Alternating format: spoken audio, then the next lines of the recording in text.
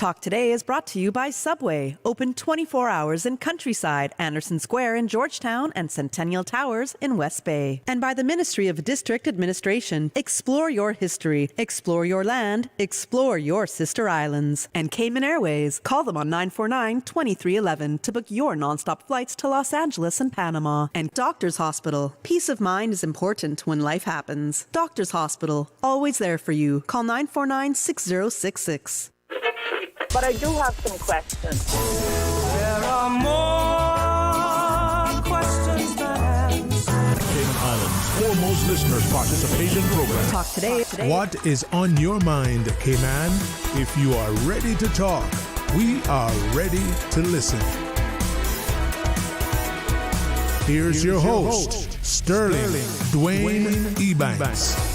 Hey, welcome and thank you. I know the calendar and the days of the week. Today is Tuesday, it says, huh? Well, I don't know if it is, but we have ordered it as such, and we are thankful to be a part of it. So open line until 1:30, and then the Chief Medical Officer, Dr. Nick Gent, will be our guest. So stay tuned for Talk Today.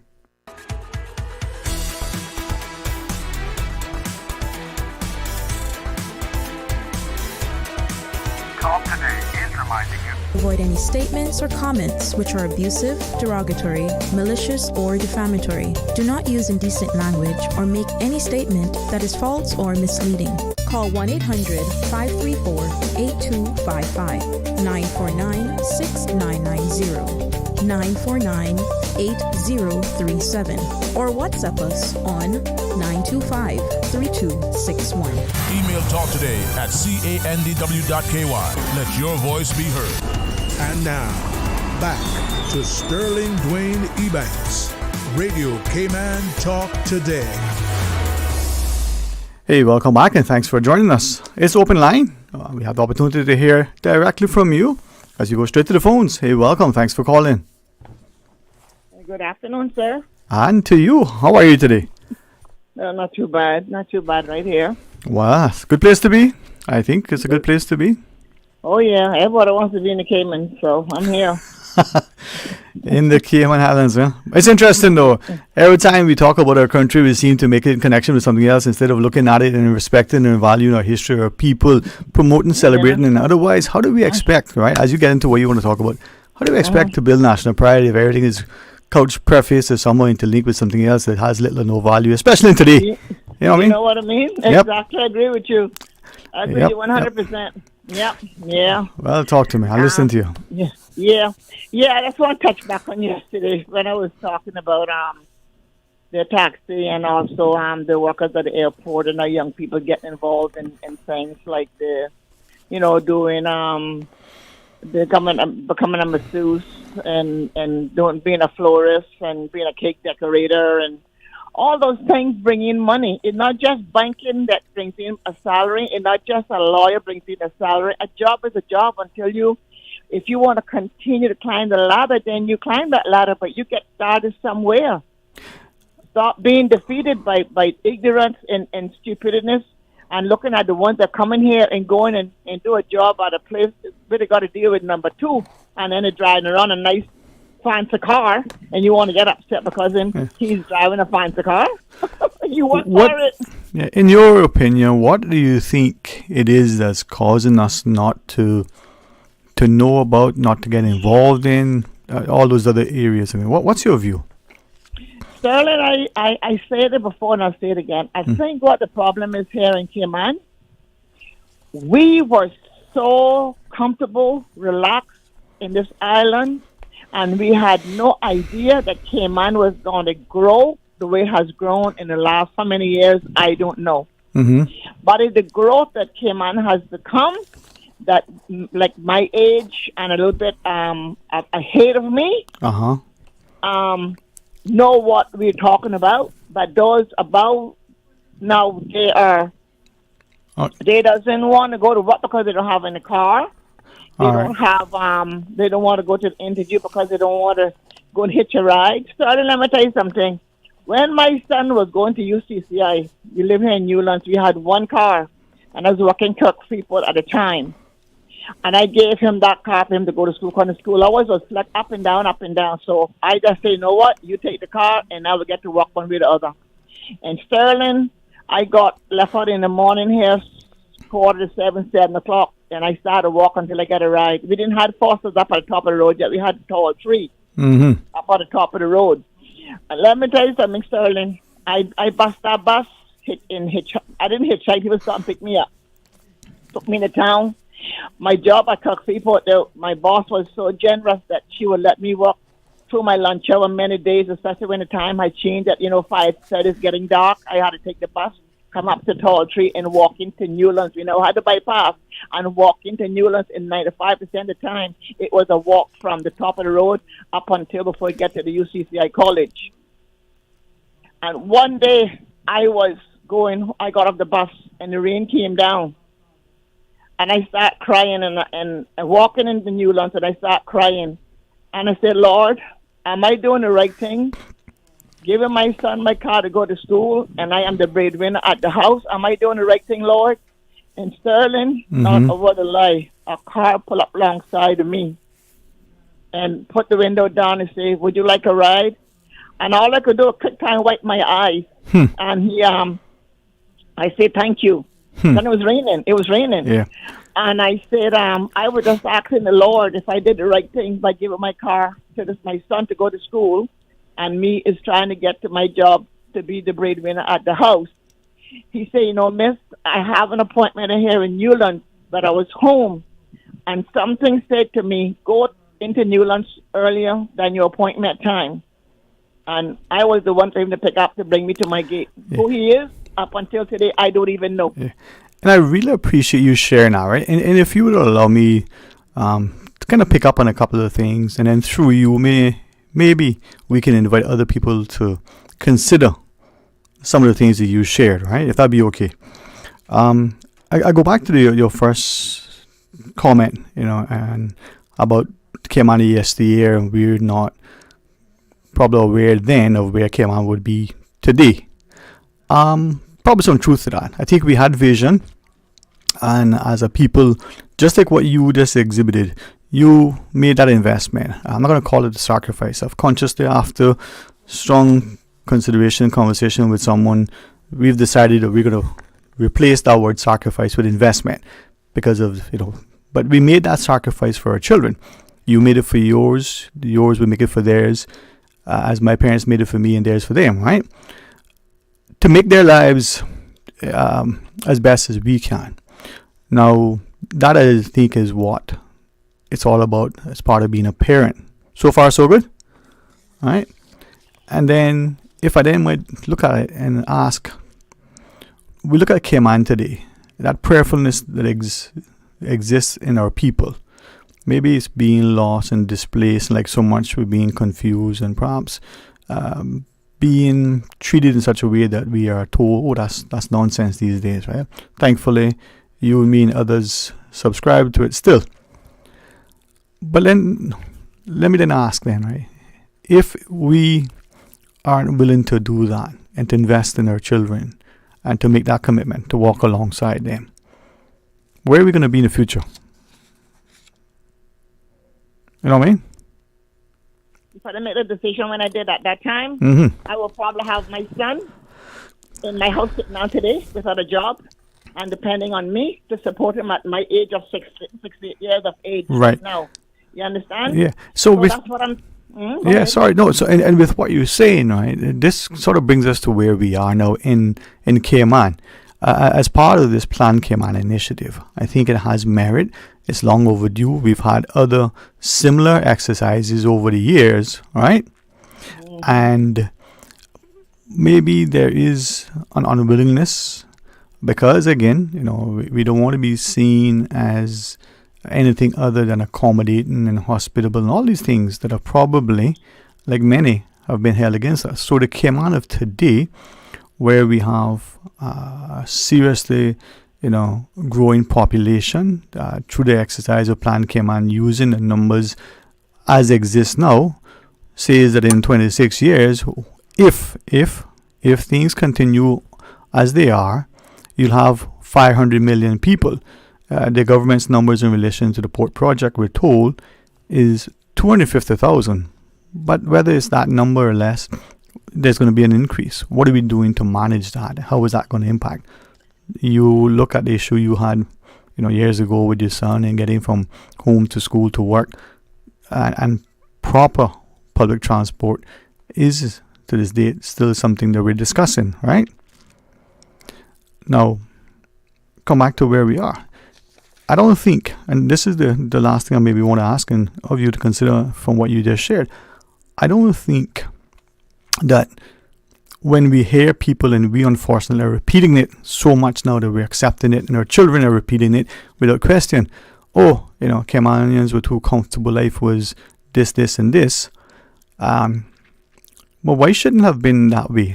Right? Why shouldn't we not in our country be able to enjoy the freedoms and the security, the comforts and the convenience, the notion that we could walk about in our country from the beach without being attacked by malicious dogs, by being harassed by, what Miss Lucy called yaga, right?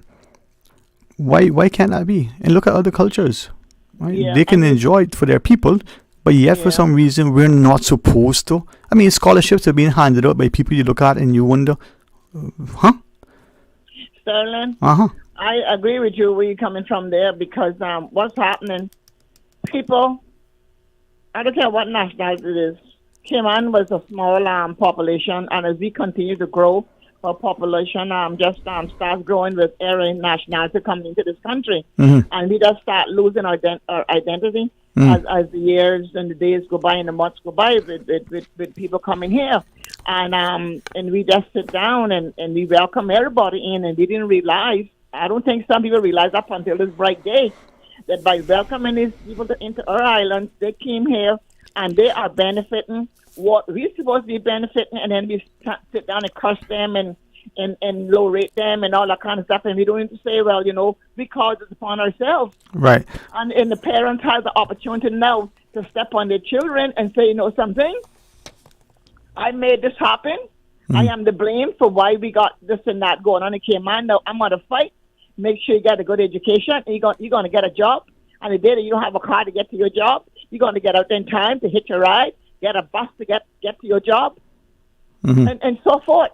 Like I told you yesterday, the kids are at home comfortable because the parents, like I said, the parents got lights and water. They got it too. No, and but you know what yes, ma'am. doing? Yes, ma'am. These children go out there and make a family, and then the parents make them bring the girlfriend home into the same house with them, and they're not even married, which I don't care how they live, married or unmarried. But the fact of the matter is, why are you encouraging that? Yeah. Well, you have much merit in what you share, but I think we're missing the big picture, right? In that we are failing to recognize increasingly how Caymanians are feeling in their own country, the sense of, what is their future looking like? What are their education and employment and entrepreneurial opportunities? They're bringing it upon themselves, Sterling. They're bringing it upon ourselves. And with that, what should we do about that? How do we address that? Sterling, we brought it upon ourselves. Our parents brought it upon ourselves. Right. So how do we address that? What do we do about that?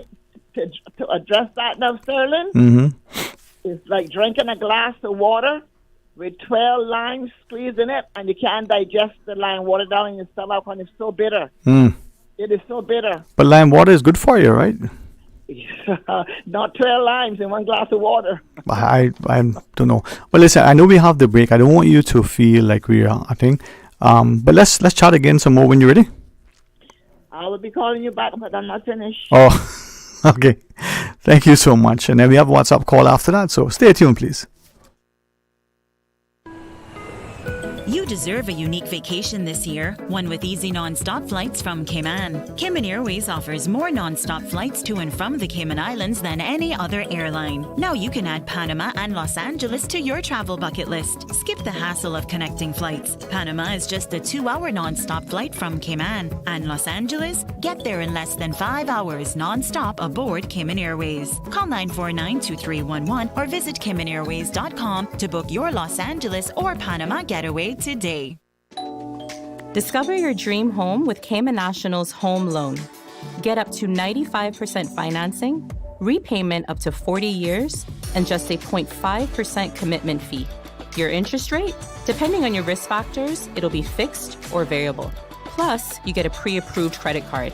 This is a limited time offer. Dial 949-8300 or email lending@caymannational.com today. Summer's heating up, and so are the good times.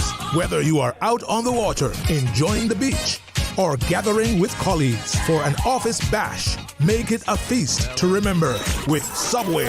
From assorted sandwich platters to mouth-watering cookies, our catering menu has something for everyone. Perfect for groups of 5 or more.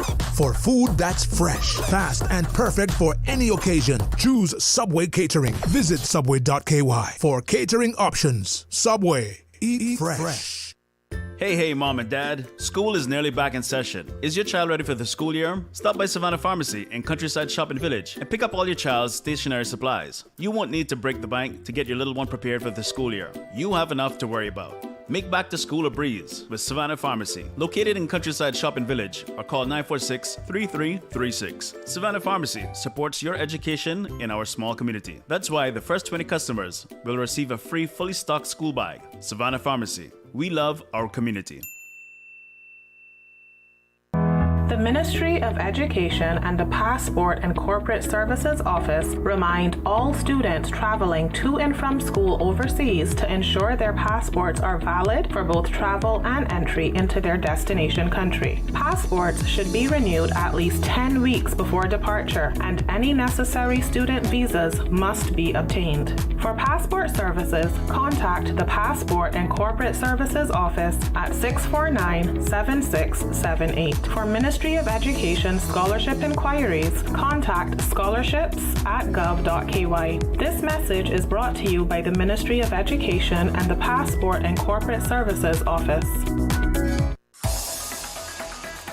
Radio Cayman's Talk Today.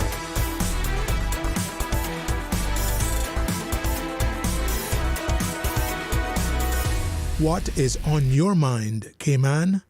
Welcome back, and thank you so much for joining us. It's open line for the next hour or so, and then the Chief Medical Officer for the remaining hour between 1:30 and 2:30 will join us. Well, let's go to the phones. Hey, welcome. Thanks for calling. Good evening, Mr. Sterling. How are you? I am very thankful, sir. How about yourself? One day at a time, sweet Jesus. Yeah, some days, I was listening to the first caller. She's an old red mole like herself and like you. Yeah, well, when I say red mole, you know what that means? Yeah, I solid bone, real. Yes, sir. Yes, sir. Real red mole. Sterling, you know, in my young age now that I'm very sad the situation in the island that I was born. And I was here before the 7 Mile Beach was here. I saw the 7 Mile Beach develop and grow to where it is now. So I'm very sad. Sterling, real quick, I want to say a few things, and then I want you to answer me back on your way, on your time and in your way. I don't think that the government knows how many people it is on this island. That's one. That number that they're giving out, that's not near what the population is in Cayman now. They're just giving us a number to make us feel comfortable, but it's way more than that. That's one thing. Sterling, number two, I have realized here in the Cayman Islands, in Grand Cayman, where I was born and raised and helped develop this island, there is no more love. That's gone. There is no more respect. That's gone. The name Christian is just the name. There is no more Christianity. And I know that you and most of them that work in radio Cayman, Susan, well, she's still in her teens, so but she got some of it. But Sterling, because you're a kind of old man now, you don't want to admit it, but anyhow. Yeah. Sterling, you saw, and where you live, you saw growth. You saw Cayman growth. The other day, I had a person carry me and drove me down around 7 Mile Beach, and I didn't know where it was. I had to keep asking him, where this is? I see 10-story buildings. Never seen that before. And the weight of them buildings on the 7 Mile Beach, Lord have mercy.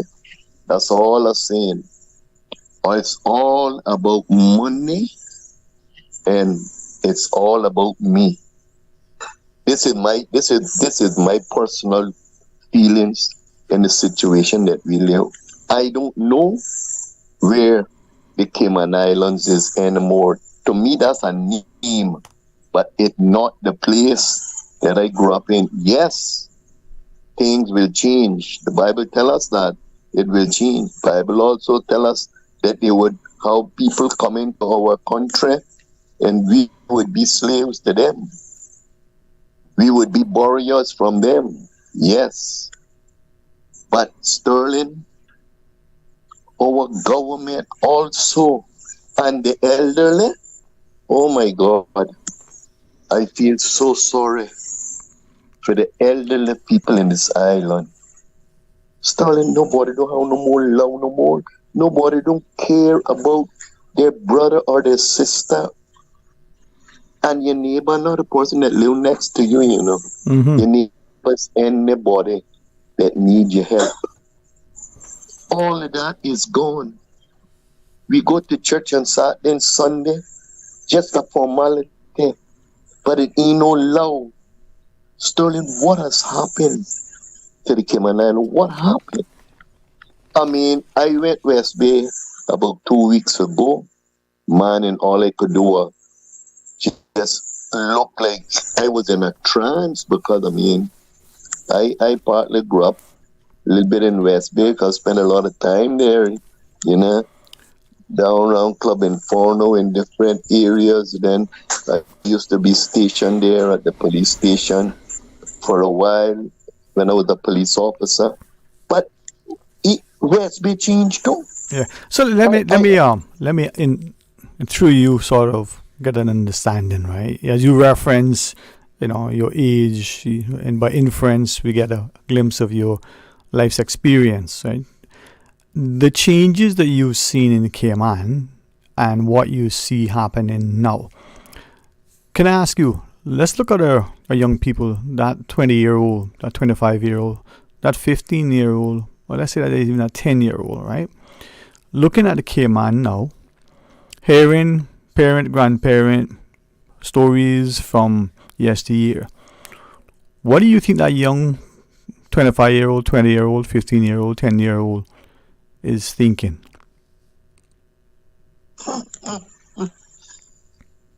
They're thinking to me that they're seeing the place that they grew up in. Because you're talking about a 15-year-old and 30 years ago, 35 years ago, that 15-year-old used to work. They had desire to work too. Okay. They had ambition to work. Yeah, okay, but let's take the 25-year-old college grad who is saying, with a master's degree, can't find employment. The 15-year-old in high school who can't relate to the teacher, who's being disparaged by the teacher, discouraged to go to university, who applies for a little summer job, who applies for a little weekend job. We're hearing all of this, right? So what do we say to them to give them hope, to offer a helping hand? Sterling, what can we say to them? All I can say to I'm sorry for you all. Sorry, can't bring back Laurie. Sorry for you all, Sterling. Yes, sir. And that is why the young people is stressed out. Plenty young children stressed out and depressed. They have good desires, but they ain't got no help. They no. But that's what I'm asking. How do we help them, sir? In place. my brother once told me quite young, the mouth was saying things, and even more when learn to talk. So what are we going to do to help them? Give them work, give them jobs, give them encouragement, put things in place for them that they would be interested in. How? That's not happening. How? Because it's all about me. But that's what I'm saying. How? How are we going to help them? You say, give them a job. So government tomorrow funds a program called the Works Program, and everybody gets a job, but nothing to do. They go to a job, the people there don't want them. They're being disparaged, discouraged, divided, dismissed. I mean, help me. And the reason why I'm asking this through you is because one of the, you said at the beginning, there's no love. I have a great love for you and respect for you, but you are in a stage and a place through life experience and expertise, right? That we should be able to hear from you. What did you say publicly? You're knocking on heaven's door now, right? You've seen your 3 scores and 10. If we can't hear from you, if you can't speak your piece now, when are you going to do it? How is the 15-year-old going to talk when the 85-year-old can't? Yeah, exactly. Right. Exactly. So help us. We need to unite. Yes, sir. We need to unite to each other and help one another. We need to unite and help each other. That's what we need to do. Yes, sir. Because it's all about me. It's all about me. All right. Yeah? Yes, That's sir. what I'm telling you. It's all about me. And Sterling, the next thing again. Yes, sir. When I understand that when people go now to get their passports, Caymanians, when they go to get their passports, they're asking them for their grandparents' paper. Now you already had a passport. You already had a Caymanian passport. You're born in Cayman. But they're asking you now when you're going to renew your passport, they're asking you for your grandfather birth paper. They're asking for your parents' marriage certificate. But you already have a Cayman passport. You didn't check all that out before you gave a passport. And the person carries their birth paper saying that they're born in the Cayman Islands. What's going on, Sterling, in this island? So much change. I mean, you got to hold on to be strong that you don't go crazy in Cayman now. So much changes. And people coming in and changing the system with their way of life and money. It comes back down to money, Sterling, and me. I would like to hear other people Yes, sir. Yes, sir. view, but that is the thing. Sterling, there ain't no more love, and you know it ain't no more love. It's all about me. All right. Well, I appreciate you sharing, and we're going to take the scheduled break. We're going to come back and continue the conversation. We can sing Kumbaya and La La La, but stay tuned, draw near, and join us after the break. You deserve a unique vacation this year, one with easy non-stop flights from Cayman. Cayman Airways offers more non-stop flights to and from the Cayman Islands than any other airline. Now you can add Panama and Los Angeles to your travel bucket list. Skip the hassle of connecting flights. Panama is just a 2-hour non-stop flight from Cayman. And Los Angeles? Get there in less than 5 hours non-stop aboard Cayman Airways. Call 949-2311 or visit CaymanAirways.com to book your Los Angeles or Panama getaway today.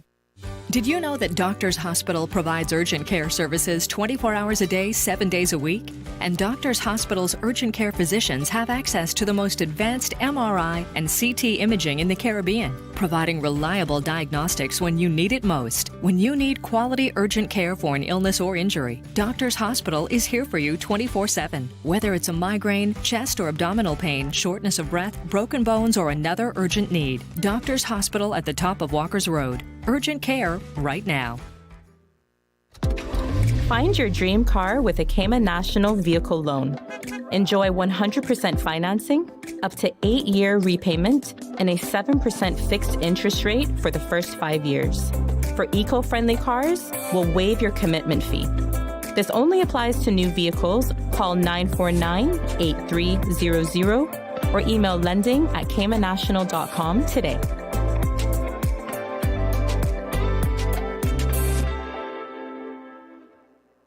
There can only be one. Get ready for the thrilling finale of the 2024 C1 National Tour. The fourth and final race kicks off at 11:30 a.m. Sunday, August 25th at Colliers Public Beach in East End. Watch division leaders Nathan McLean, Joshua Wattler, Brandon Elliott, and Rennie Ortega battle to claim their season championship. There can only be one leader of the pack. The 2024 C1 Tour is sponsored by Car City, Cayman Islands Coast Guard, Cayman Islands Fire Service, Pepsi, Fast Signs, J&M Equipment, Ministry of Youth, Sports and Heritage, Party Animals, Seabreeze Charters and Jet Ski Rentals, Verdant Isle Farms, Health City, Cayman Islands, National Logistics, Onshore IT, Ministry of Tourism and Ports, Radio Cayman, and Breeze FM. The 2024 C1 Final, 11:30 a.m. Sunday, August 25th at Colliers Public Beach in East End. Champions are founded upon the seas.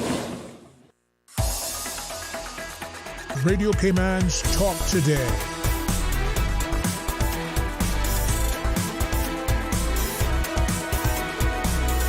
What is on your mind, Cayman? Hey, welcome back. Thanks for joining us. And as we go up to the headlines at 1, let's see if we can take our calls before then. Welcome. Thank you for calling. Hello, Dwayne. Hello, Mom. How are you today? Hi, I'm doing good, thanks, and happy Tuesday to you. Happy Tuesday. That could be a song. Thanks. First, I wanted to publicly say to anyone, especially our MPs, that as school is drawing near and they're getting prepared to, offer back-to-school supplies to our students and their families, if they can also remember other personal items such as socks and underwears and those sorts of personal items for the students. Can I ask you, and I appreciate people making, efforts to that, but can I ask you, why is that necessary for, in this country where suppose there's so much MPs doing back to school stuff like that, and now you saying underwear and stuff? I mean, hear me now, not that we should not be giving and sharing and caring and ensure that people have, right? But where we come from, where we begging and beholding and shooting around and, nobody got nothing anymore, and help me to understand that. Begging. Yeah, I don't know, Dwayne. I don't know where this government officials, the MPs offering back to school supplies. It seems to be something that is, to me, is used as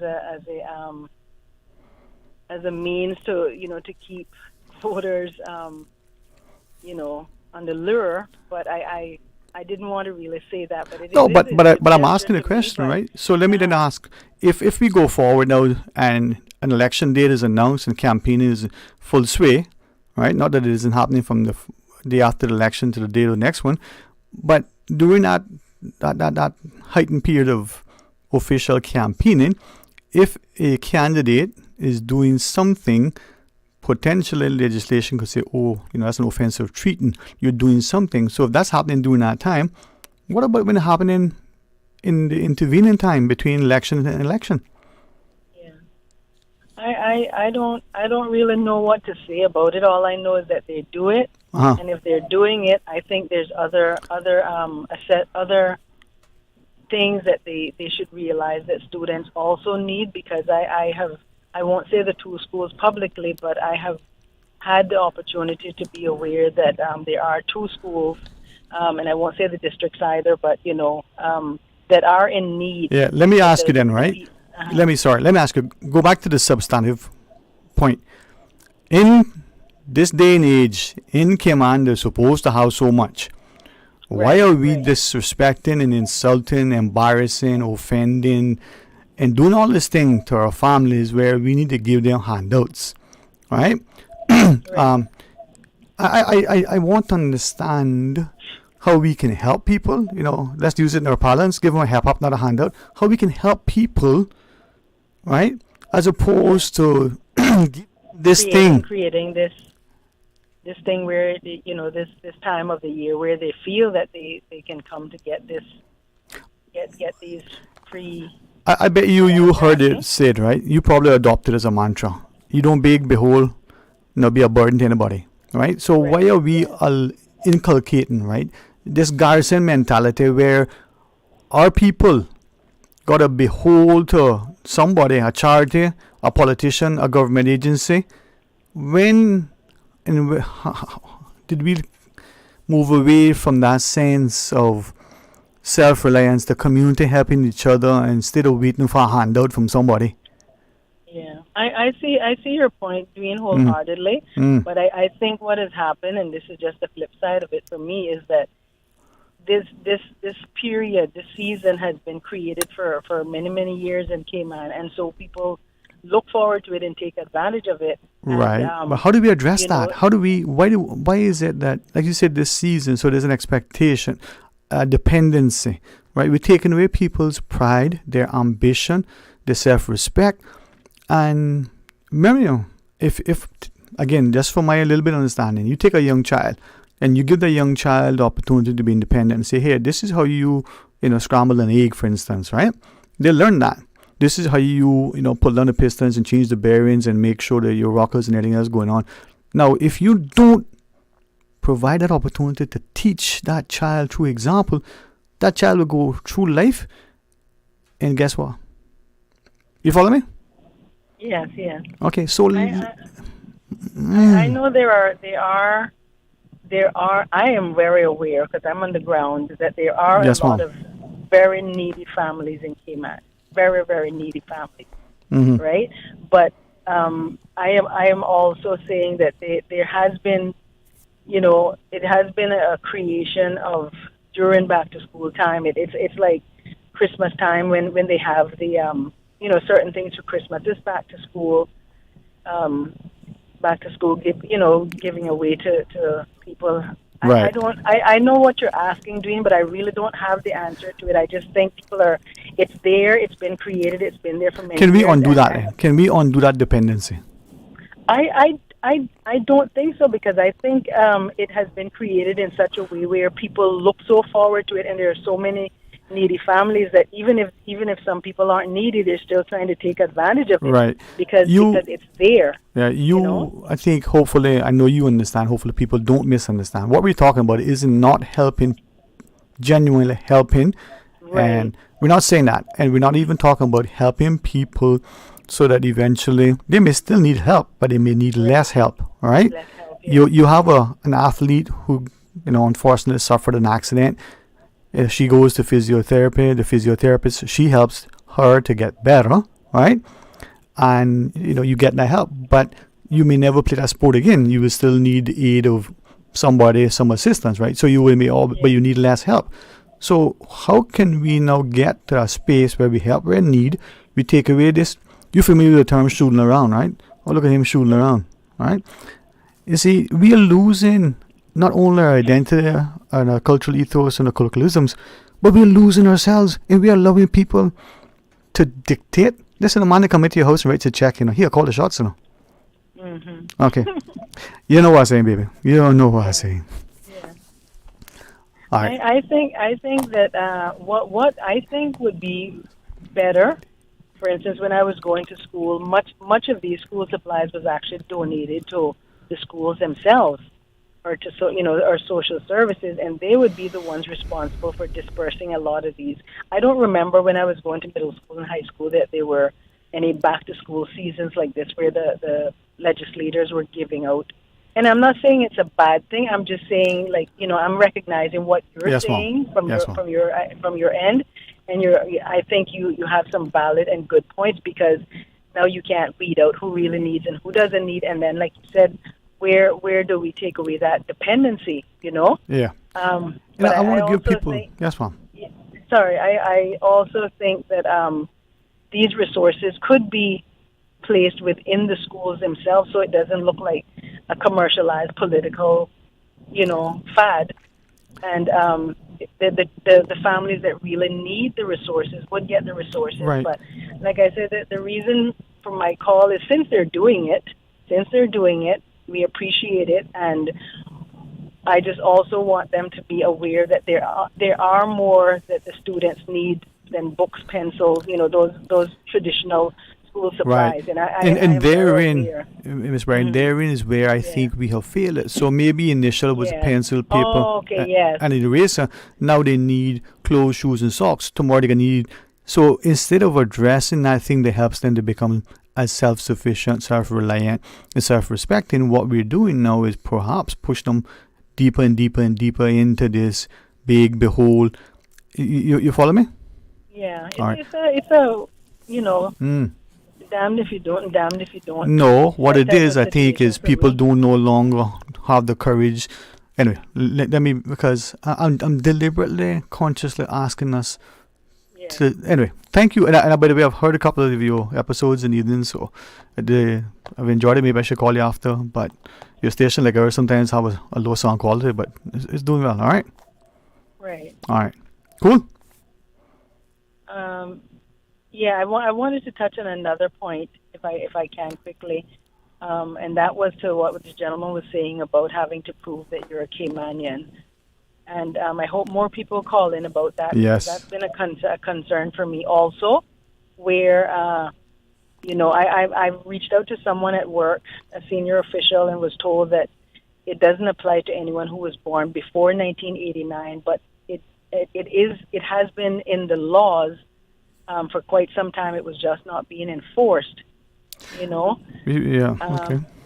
I don't know where it started because I wasn't an island at the time. But when I came home from school, and I was applying to the law school, I had to they were requiring for me to prove I was a Caymanian too, and I said what?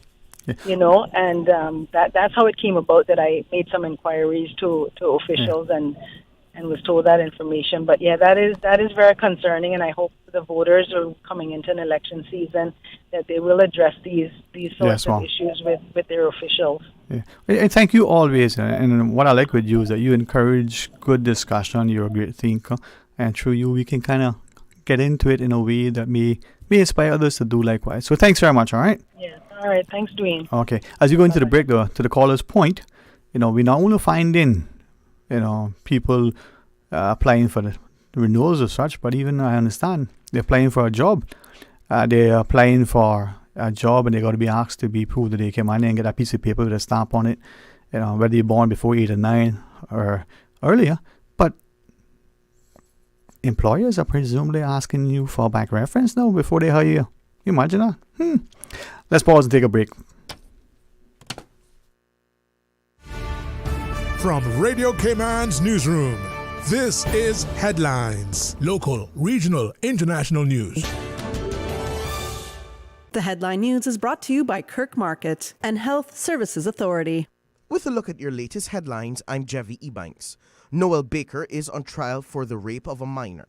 The trial began on Monday before Justice Cheryl Richards, KC. The Crown's case, led by Nicole Petit, is opposed by defense attorney Oliver Grimwood of Sampson Law, representing Baker, who denies the charges. The trial is expected to last at least a week, with the complainant set to testify today. In regional news, in Bermuda, voters in Sandys North will head to the polls on the 4th of October for a by-election following the resignation of Kathy Lynn Simmons, the former Attorney General and Minister of Legal Affairs and Constitutional Reform. The Parliamentary Registry Office will provide more details once the writs of elections are issued. The One Bermuda Alliance has named Carl Neblett as its candidate, while the Progressive Labour Party will announce its candidate soon. This by-election marks the third in 12 months and could lead to speculation about a snap general election. In Guyana, the Guyana Teachers Union plans to reject a 10% salary increase, insisting on at least 25%. The union has demanded 39.5% increase for this year and 30% for the next 2 years, while the government offers 10% for this year, 8% for 2025, and 9% for 2026. Earlier this year, thousands of teachers went on a 75-day strike for collective bargaining. The GTU General Council initially agreed to the 10% offer, but retracted after realizing many non-salary benefits were not confirmed. Teachers have voiced their rejection of the offer on social media, noting the National Assembly's recent approval of over Guyanese $40 billion in supplemental funding. The GTU is now consulting its members to determine their stance ahead of a meeting with the Ministry of Education on Wednesday. That is your latest headlines. I'm Dwayne Ebanks. Radio Cayman. More news available at www.radiocayman.gov.ky. Check out our social media pages: Facebook, YouTube, X, formerly Twitter, Radio Cayman Headline News.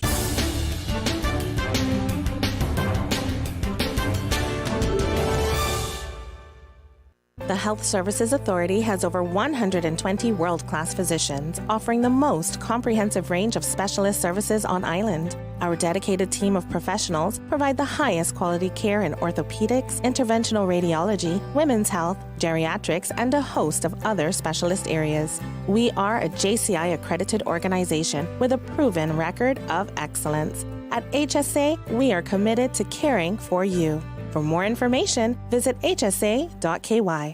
When it comes to weekly meal prep, I trust Kirk Market to provide the best value for quality proteins. The butchers at Kirk Market are super helpful. They always slice my steaks perfectly. Kirk Market has everything I need for healthy and flavorful protein-packed meals. From lean cuts of CAB choice beef, tender CAB prime beef, the juiciest pork, and all-natural hormone-free poultry, to their seafood section with everything from fresh local snapper to omega-3 rich salmon. I choose Kirk Market for the highest quality proteins to support my healthy lifestyle. Kirk Market. Eat well, live well, and discover a world of choice.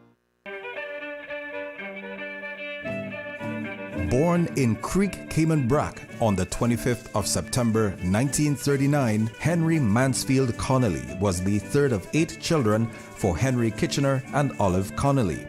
Following a 30-year career with National Bulk Carriers, he was one of few Brackers who worked with Cayman Energy Company doing the ship-to-ship oil transfers off the island in the 1980s. Following a medical injury, he retired from sea and started his own plumbing engineer company, C&H Plumbing, which he owned for 16 years.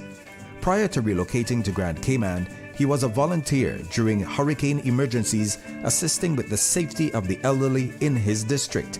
Mr. Connolly was one of the original band members of the famous Brac Beach Boys, a member of the Sister Islands Veterans and Seamen's Society, and also a member of the Seafarers Association on Grand Cayman.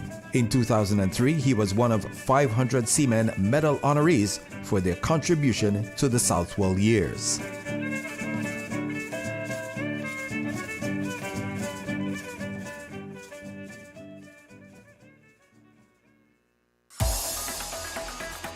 Radio Cayman's Talk Today.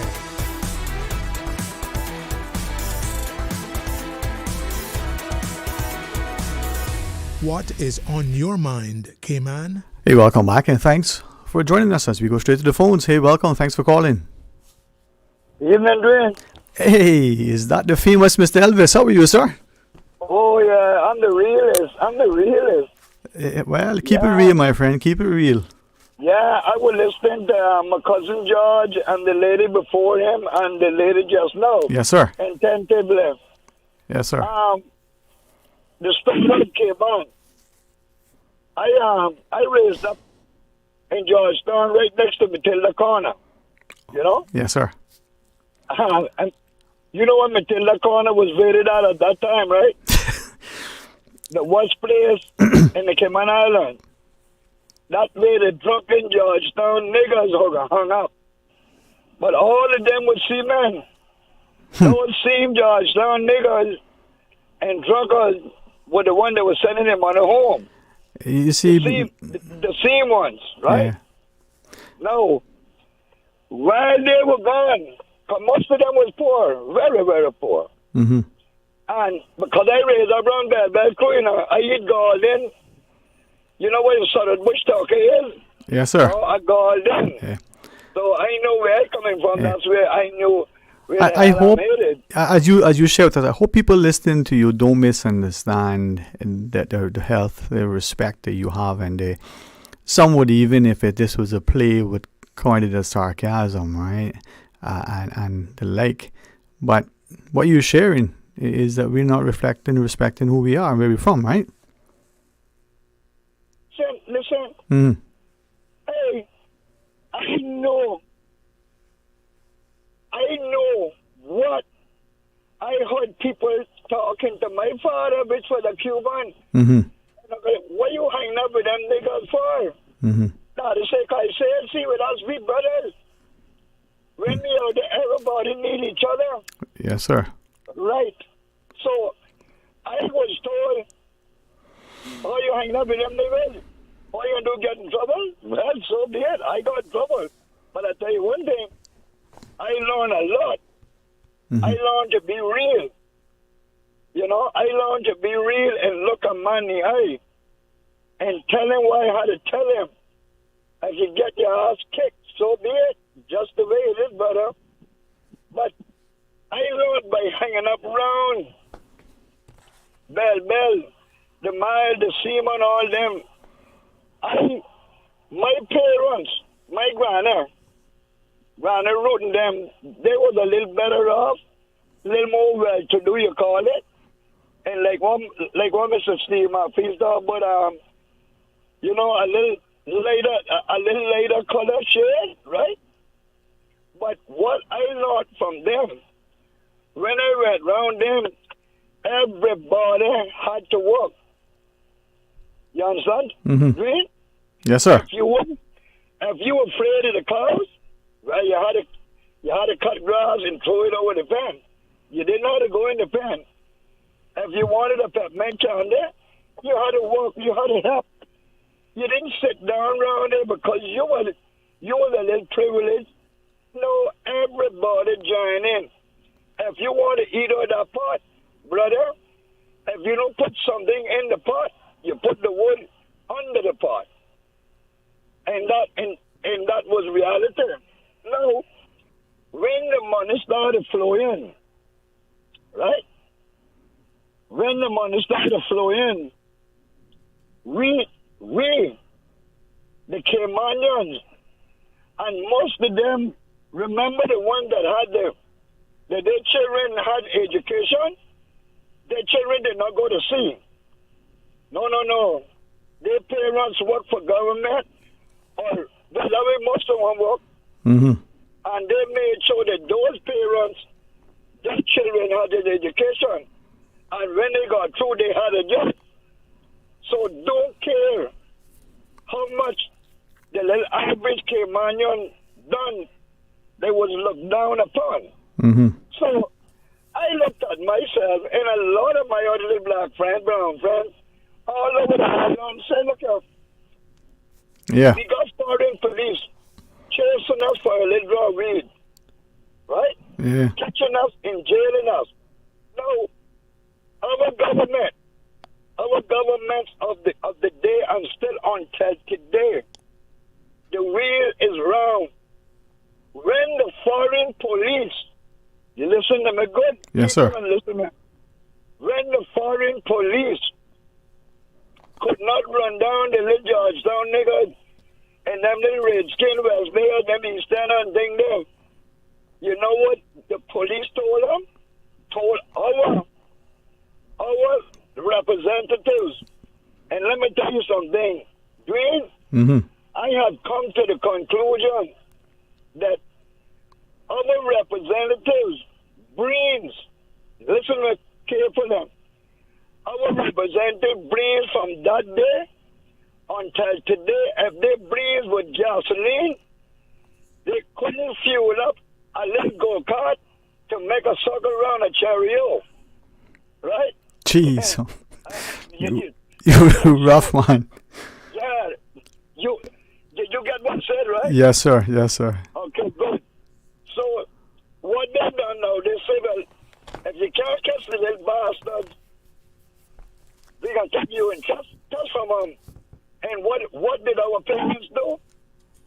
Nothing. Yep. Nothing. Because they tell them, oh, your little child will never get anything. Because he's from ganja. Where the ganja coming from? The ganja was coming from Jamaica and Colombia. They would bring it here. And it's a culture that we have developed. Right? Now, until this day, we, the top-notch financial international center, big tourist center, and none of our representatives navigate medicinal ganja, but that is for the educated. If you don't have a doctor's degree or a pharmacy degree or a big business, you make no money with that. No money. Right? Yes, sir. We want to find out.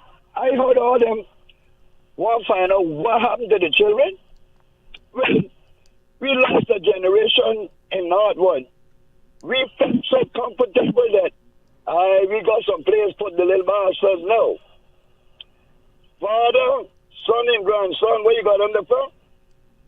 You got a grandfather for 2 spliff, the father for 1 spliff, and the son, he runs so fast you couldn't catch him, so you got him for urine test. Because if he give, he go, and if he don't get a urine test, he's still in prison. Yeah. And now we see what the consequences we deal with that. We got some other calls, Mr. Elvis. Always appreciate you putting it on the table. All right? Yeah, good. I want to be 2 more minutes. Okay. Yes, sir. Now, listen to me now. Yes, sir. Listen, we have created, because I looked at myself and say, you know something? I can be Matilda Corner making $500 a week, $1,000 a week selling cocaine, selling weed, and I went into that business like so much of us. And when you get in a business, what you want to do? You want protection. Because from them there, the police wanted all the money too, you know. So I got into guns and ammunition. And if you think that our government didn't know that what was going to happen, why we have 2 helicopters, armored cars, police with M16, MP15, and all that. Why do we have that? We plan for the disaster, but we not plan for the future. Okay, remember, look here. Not everybody can live in a gated community. On the ticket at the end, it's just the beginning. It's just the beginning, like I said. And I don't, and I can't arrest me for this. The revolution is imminent because the mind is different. You see our politician, Kenneth Bryan, you're going against 6,000 odd voters. We'll say we didn't want no cruise ship tours. Mr. Reed wanted a referendum for the marijuana on a shut that down, but on a war for the rich people. Be careful. It's not me alone in this, you know. Remember, Elvis McKeever got gray hairs. Yes, sir. Oh, okay. That's it. Thanks, Mr. Elvis. All right, let's take the other call. Hey, welcome. Thanks for calling. Yeah. Sterling. Hey, welcome back. I want to answer the question that you were trying to ask George. Yes, ma'am. You know how we can help our people. I saying to myself that what we need to do is help them so they can help themselves, and the parents need to help them as well too. The parents need to step up and make sure that their children is walking the right road. And when I say the right road, you know what I mean. Keep them on a leash, that they are going to school, they are abiding the rules and regulations for the schools, they are wearing the uniforms properly, they are coming home after school and getting into their books, take away all electronics from them. On the weekends, they could probably have them for 30 minutes in the evening time. All kids, majority of kids should be sleeping between 8:30 at night to go to school, full of rest to go and learn something instead of skylarking and doing a lot of foolishness. But I just thought that I think that could have been an answer to what we were trying to ask George, because he said there's no love out there. There's love out there, Sterling, but everybody's so worked up now that they took the love and covered it up because they're trying to survive. You understand? And our young generation needs their parents, regardless if it's one mother or one father that is raising these children. They need to put more into their children. They need to put more time into their children. And that lady that called in regards to donations and so forth, and school going back to school items and so forth. Let me tell you something, Sterling. I had my NPO and I turned that in. But what I'm seeing out here, that all of this what the word is, people are gathering stuff. What the right word is for it? Donations. All these charities and stuff that you're referencing, all right? these charities that Cayman has formed. Sterling is on need. It is on need because then it's crippling the people even more on the island. Yeah, but hear me right. I agree that there is a growing need. My question is, what is causing that, and and how can we come together to address it? It's not an overnight fix because it probably wasn't a problem that created just last night. But where do we restore the pride, the dignity, the self-respect? Where do we give people the opportunity to help themselves, right? So that, it's interesting when, on the one hand, all the callers have alluded to today, just today alone, we said, the politicians give out government, and then you become a dependency on this thing, on your mama, on your politician, we need to get where, as best as we can do for ourselves as much as we can. Sterling, yes, ma'am. A lot of parents are not taking heed towards their children because there's a lot of charges going on up there. It's a lot of need assessment it is handing out. There's a lot of social services handing out in various areas. Sterling, when you go down to these places, there's these tables out there. They're looking. There's a charter going on looking stuff for children. A lady came to me that day at the store and was giving me this flyer, and I asked her. I had to ask her. I said, "Tell me something," and excuse me for saying what I'm going to say, Sterling. When I asked her where these items was going to, they was going to go to various places, and I said to her, "Are the black children going to get some of this stuff?" Well, they're going to so-and-so departments to give up to the children. She couldn't answer my question. But can I ask, right? And this is something I was trying to understand increasingly, right? We are, and I'm taking the words from Bob Marley when he says, not until the color of a man's eyes is no more important color of his skin no more color important of your eyes, right? We're looking at color. We've seen it across the globe. We're watching it increasingly in Cayman. Not that people don't discriminate against people for anything and everything, it seems like, but how can we get to a place where we don't looking at color? We need not to, Sterling, but believe me, it is here. I'm not saying it isn't. Yeah. They got food banks here on this island. And you tell me how many of our colored people got the opportunity to go and get something. Well, I've been here in New Zealand 25 years, and I haven't had nobody bring that to my door for me. I respect you and everybody else having a contribution, and I want to get to this, but just recall during that national house arrest that everybody was under, in 2020, right? We had charities or whatever, and however they were coined in term, that openly said, if you were a Caymanian, you were not able to access this food, this financial benefit, this service. This was for non-Caymanians. Remember that? In Cayman. Sterling. Okay. Sterling, do you know that we got kids on island right now visiting us, and they're going to be going to these different MPs' office to get their school bag to go back to their country with. Their parents going to take them out to that day to collect stuff, because then they're probably voters, and they're probably not voters, but the MPs know them. Yeah. And they're going to say, no, the child is innocent. They're going to give them a backpack with some surprise. There's nothing wrong with that, Sterling. But the fact of the matter is, when you give your child 12 pencils today to go to school with, and next week, Monday, they can't find one pencil, and you got to go back and buy another 12 pack of pencil. Yeah. And the school year just started. All right.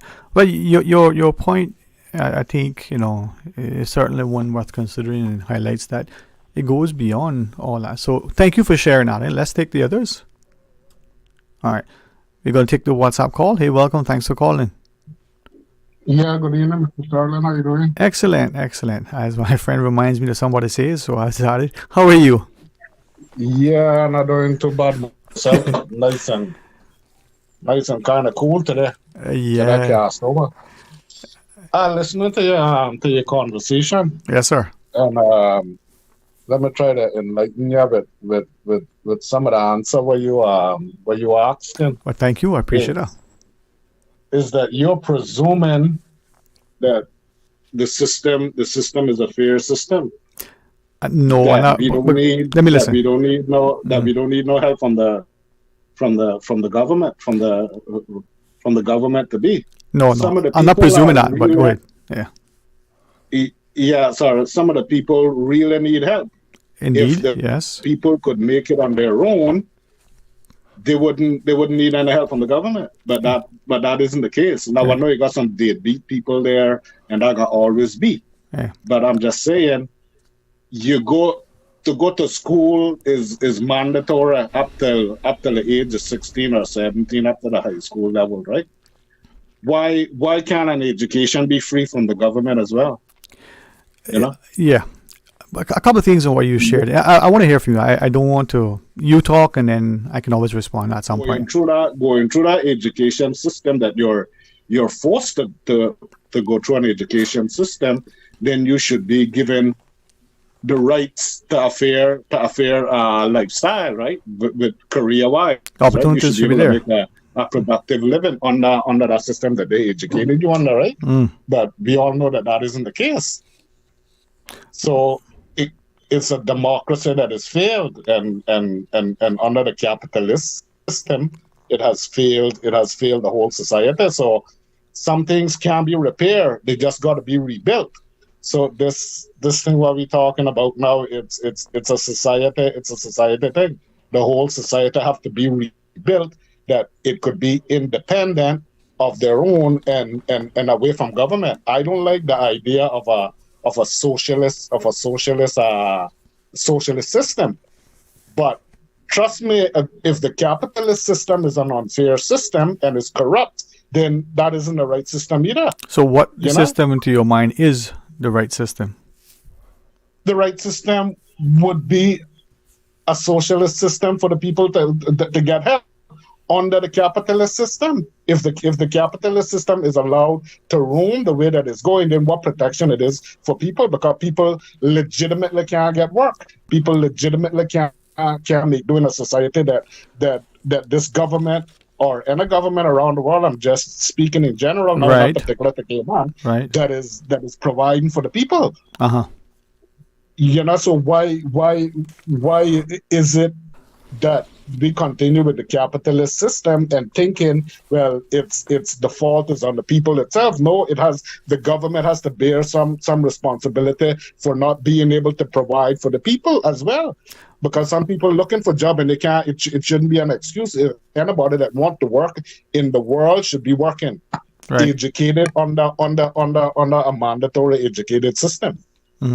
But attending school and going from one grade to the next year after year and then leaving that school doesn't in and of itself means that you have, quote unquote, been educated, right? Now, well, go ahead. Yeah. Go ahead. And if that's the case, we have somehow in the Cayman context somehow accepted that just because a person has, say, tenure, you've been in Cayman for 5, 10, 15, 20, 30 years, whatever the number, that in and of itself means that A, you are committed to the country, or that you should have some, and use the word, right? You have this right to this thing, citizenship, status, whatever it's called, right? So attendance in something isn't by itself, I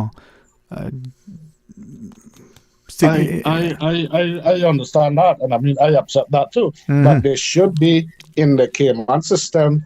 They just send them along if they don't pass, and they got different levels into different years. In other countries, education, they wouldn't be able to advance from the year that they're in if they don't pass the exams. So that is something that we could look into. But I'm just talking about people that are legitimately educated people, people that put the heart into the system, come out to be the best that they could be, and they're still not feeling, and they're still feeling because in the eyes of society, because of the system is a corrupted system, and there's no protection from the government to protect these people. So this should be able to educate the people. Every child in Cayman should be able to go to school, and the government subsidize them with their uniform, with their school books, with their school fees, in every way,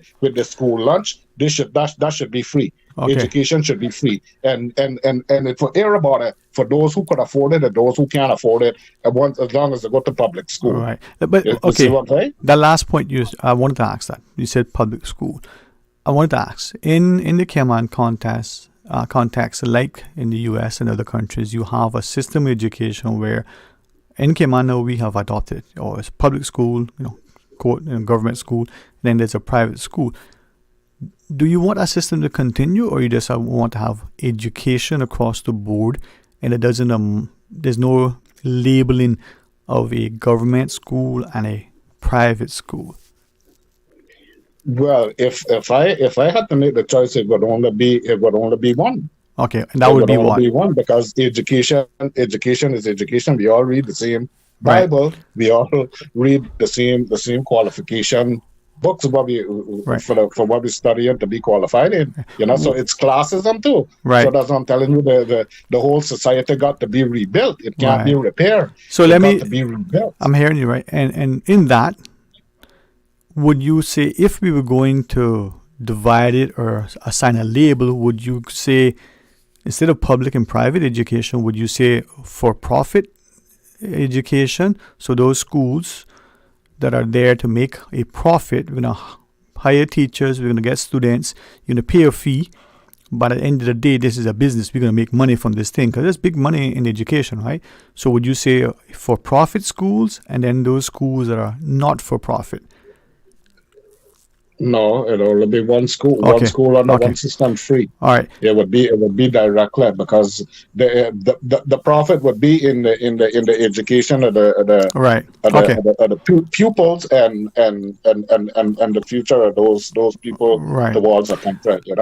And as you go to the next break, can I ask you one other thing? In the UK now, with the change in government, we're gathering from its media, whether it's politics, whether it's an uncovering of things because you had to see government in play for the last decade and change, they're saying, hey, the exam results that are coming out are showing that children in this part of the country are at a disadvantage, and they're performing not as well as students in this other part of the country, right? Now, those who know more about the UK and its classism and its politics and whatever would understand better than those of us who don't, right? So you're seeing that happen there. What do we do in Cayman to get what you want done? Education for all, so that it's the education that is the objective, irrespective of who the child is, like you said. Well, it would have to be all of them would have to go under the government system. Okay. All right. People don't want to hear that. It sounds outrageous, but that's no necessity to get to avoid that. Okay. Or hear about a thing from the same hymn books. There you Even go. though the student not gonna be able to learn, but you got some that learn quicker, and some that than others, some that work with their hand, and some that does other academic better than the other ones. Yeah, man. So all that has to be fine tuned and put more attention onto for the students. Well, I appreciate you always taking time to share with us, right? Thanks for your contribution, all right? Yeah, man, okay. All right, listen now, publicly, because I can't get it to you privately. I want you to give strong consideration to being a guest in the studio, all right? You can bring somebody else to hold your hand. You can come and you and me, and we can have a chat. All right? I'll think about it, man. All right, you got the number to call, so if not, I'll reach out to you. Think about it, all right? Yeah, man. Okay, cool. Right. Thanks very much. And like I've done to the caller earlier and this one just then, it's to you as well. He said, as we go to the break, it's about a democracy, right? Government by the people, for the people, by the people, for, If we don't champion and challenge, if we don't have a voice and seemingly equal access, then what do we have? And only through good, meaningful, respectful public dialogue can we have, a semblance of that democracy. We're going to pause and take a break. I'm told the Chief Medical Officer, as scheduled, is here. Conversation. Accidents and illnesses can strike without warning. Ouch! When it comes to urgent care, every second counts. At Doctors Hospital, we have a dedicated team of experienced doctors and nursing staff available to you 24 hours a day, 7 days a week. Don't waste time in an overcrowded emergency room when you need urgent care. Whether it's a broken bone, a severe infection, or a sudden illness, trust in Doctors Hospital's unwavering dedication to providing the best immediate care. For complete urgent care when you need it the most, choose Doctors Hospital, located in Georgetown, 16 Middle Road. You deserve a unique vacation this year, one with easy non-stop flights from Cayman. Cayman Airways offers more non-stop flights to and from the Cayman Islands than any other airline. Now you can add Panama and Los Angeles to your travel bucket list. Skip the hassle of connecting flights. Panama is just a 2-hour non-stop flight from Cayman. And Los Angeles? Get there in less than 5 hours non-stop aboard Cayman Airways. Call 949-2311 or visit CaymanAirways.com to book your Los Angeles or Panama getaway today. Refer a friend and get $50 to spend when your friend or family member opens a personal account with Cayman National. From July 9th to September 30th, 2024, C&B customers can earn $50 for each referral who opens an individual or joint personal account. Earn up to $500 with a maximum of 10 referrals. Visit CaymanNational.com for more details on this promotion and follow us on social media for updates. Terms and conditions apply. Take some advice from your Aunt Angie. Don't lie on your resume. Because if you say you've got trapeze experience, someone might shoot you out of a cannon and expect you to do a gymnast routine while flying through the air at 82 miles an hour. And just because you want to land on your feet doesn't mean you will. But if you're smart, you'll have CG medical insurance, so you get the best coverage for the price. Get the best coverage for the price. CG Brit-K. Good like that. All benefits are subject to policy provisions, including eligibility at the time of service. Work's new jobs and online payment services is officially live. Experience a more user-friendly site with easier navigation and enhanced features. Job seekers can now explore additional features tailored to their needs. Employers can benefit from a streamlined process for managing job posts and applications. Online payments are now a breeze. Discover more at worc.ky or call us at 945-9672. The mission of the National Conservation Council and the Department of Environment is to ensure our islands consider responsible use of our natural resources while preserving our native species and habitats for future generations. Learn more at conservation.ky. The rich flavors of Italy just arrived at Subway. Say ciao to the Italianos. Our 3 new Subway Series recipes, carefully crafted with an Italian flair. Try the Hot Shot Italiano for an enticing and zesty touch. The tastier than ever Ultimate BMT, generously stuffed with a mix of ham, pepperoni, and salami. Or go all in with a creamy chicken bacon Alfredo. New Subway Series Italianos. Chef-crafted greatness in every bite. Elevate your game only at Subway. Delizioso. 89.9 Radio Cayman helps you to weather the storm during this hurricane season. One of the most crucial elements of hurricane preparedness is storm awareness. During the season, it is of utmost importance to pay attention to the latest local weather forecast, as hurricanes do not suddenly form or strike. There are various methods of advanced notification. Utilizing such may be the difference between a favorable outcome and disaster. Both television and radio serve as excellent mediums with up-to-the-minute storm path information in the wake of a hurricane. Another method of tracking a hurricane may be only arm's length away.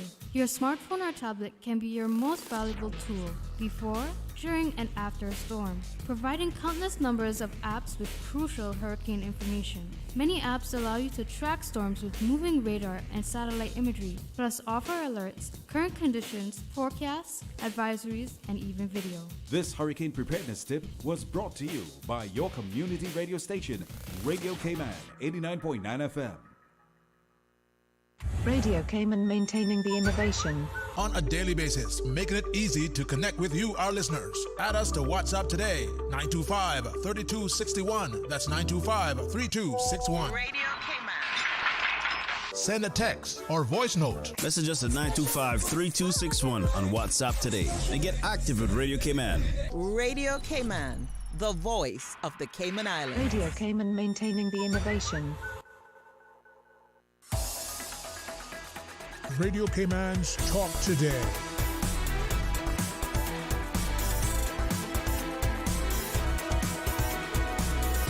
What is on your mind, Cayman? Hey, welcome back. Thanks for joining us, and thanks to the callers earlier. Always good to engage in meaningful, responsible, respectful public dialogue, and it's great when we can see in our society people who think they share from a considered perspective and they're willing to engage. So thank you all very much. It's only Tuesday, maybe we'll have opportunity to do that, in the ensuing days and weeks and months ahead. With that, though, it's a good way to sort of set up our next discussion as scheduled with the Chief Medical Officer, Dr. Nick Gent. Thanks very much for coming along, for allowing us through you to access Ms. Rachel, because we'll probably get, as much information that is as beneficial as ever. So to you first, sir. Welcome. How are you today? Good, thank you. And it's good to see that you're looking a little less crooked, as the Aussies would say. You're not down on one side with the poor shoulder anymore. Yeah. What it is, it's a recognition that life will deal you many cards. The question is it a new deck? Is it that you're a dealer? At the end of the day, you got to decide. Do you dictate and define your own destiny, or do you let others? And for me, it's a question of not only holding your cards close to your chest, but understanding that you put your gloves on and you take them in the ring. Yeah. Yep. Anyway, Hey, Miss Rachel. Hey, it's good to be back, Sterling. Thanks for having us. Yes. It's good, sir. It's good. Yeah. Talk to us, because I looked at what we were supposed to be discussing today. And you thought, I haven't got a clue.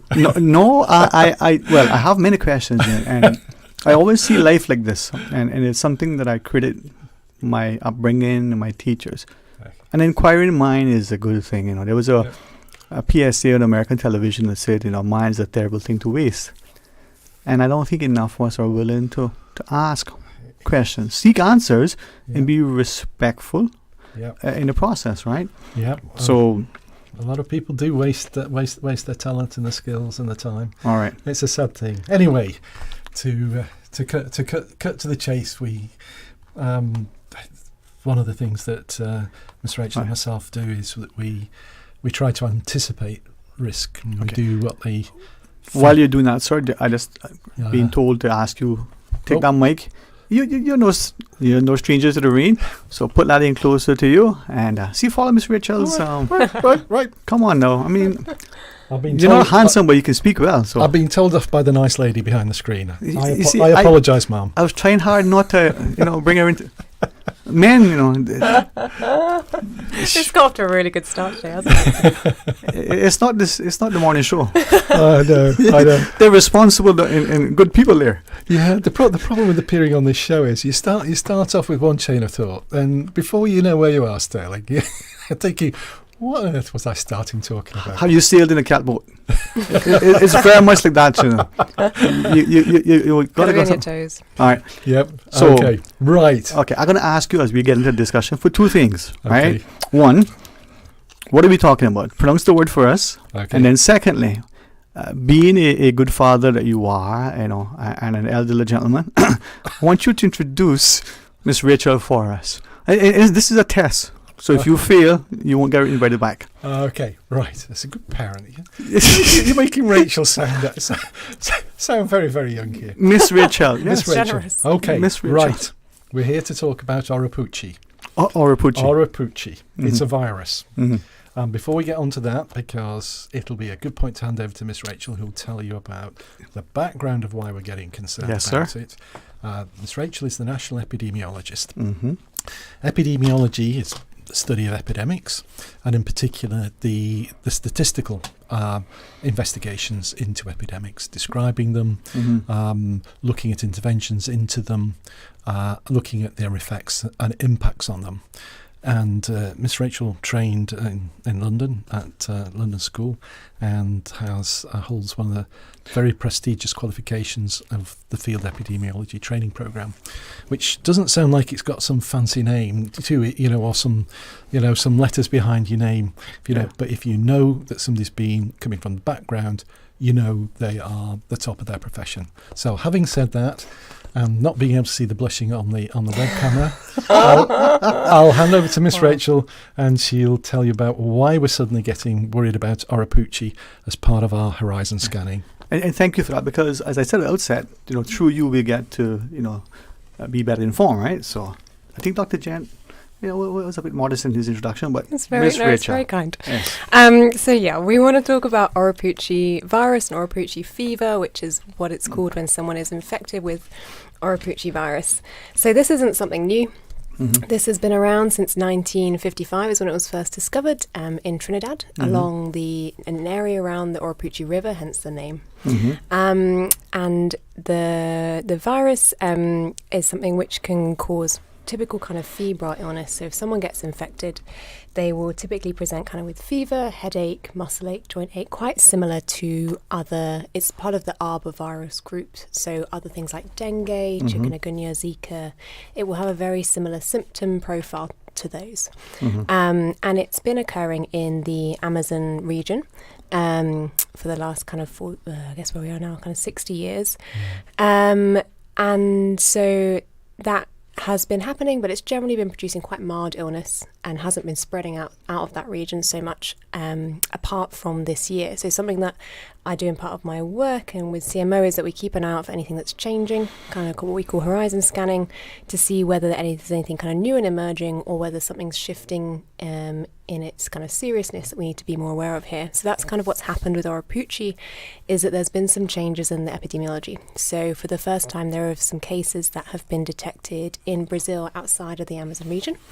And there are also cases that have reached Cuba, so very different situation there. And it's spread through Cuba in 9 of the 15 regions or provinces, so it's quite established. We're not talking about kind of one town that's been affected. So this is something which it's spread from person to person by a vector. So it's not about contact between people, but you have to get bitten by the vector, which is typically a midge, a small fly, or certain types of mosquitoes that can transmit it. Right. So those need to be present in a country for that to be possible. So the insect will bite somebody who is infected. And then it can replicate in the vector, and then that will bite another person and pass it on in that way. And thanks for that. And Dr. Gent is correct. I didn't know much about it. And when I first heard it some weeks back, it was not long ago, I did a little bit of reading, and for today a little more. Now, I do not care much for Google. I don't think a Google search is synonymous with research. But nonetheless, 1955 and Trinidad, and then marsupials and all these things come up and how it's spread. And I have tons of questions, because I've always believed that if you apply yourself to studious or inquiry and you look at yourself as a student, you learn, right? And then if you surround yourself with people who either know more about the thing than you do or who claim to, you get to learn. You learn two things. You learn what you didn't know. You learn that they don't know as much as they're talking about. You learn if you are respectful, right? Yeah. So with that in mind, I wanted to ask, talk about arbovirus group, what is that? And then, dengue and all these other stuff. But I want to ask two immediate things in the Cayman context. That mosquito, not a little bug that bites and carries.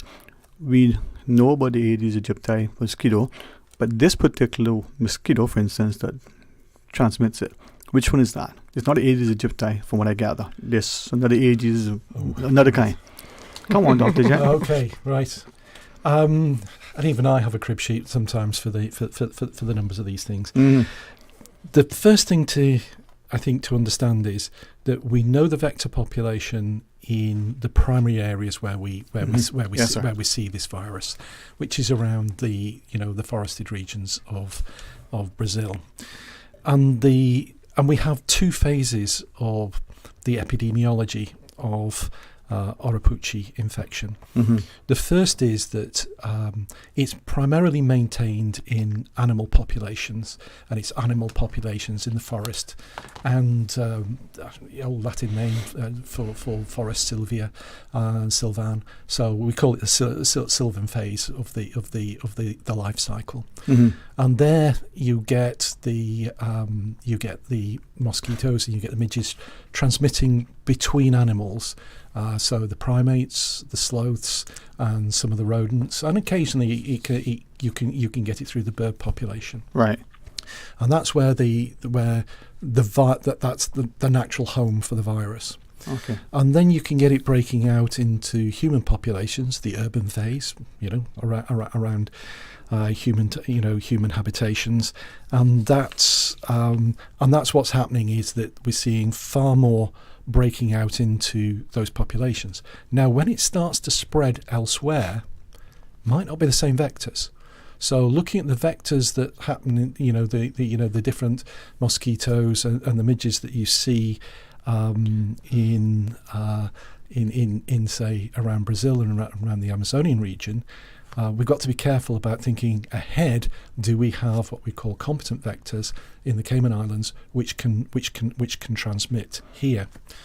In that respect, one of the things that we're looking at carefully would be the sandfly population, the Culicoides species, and we've counted so far 31 different species of Culicoides in the sandflies.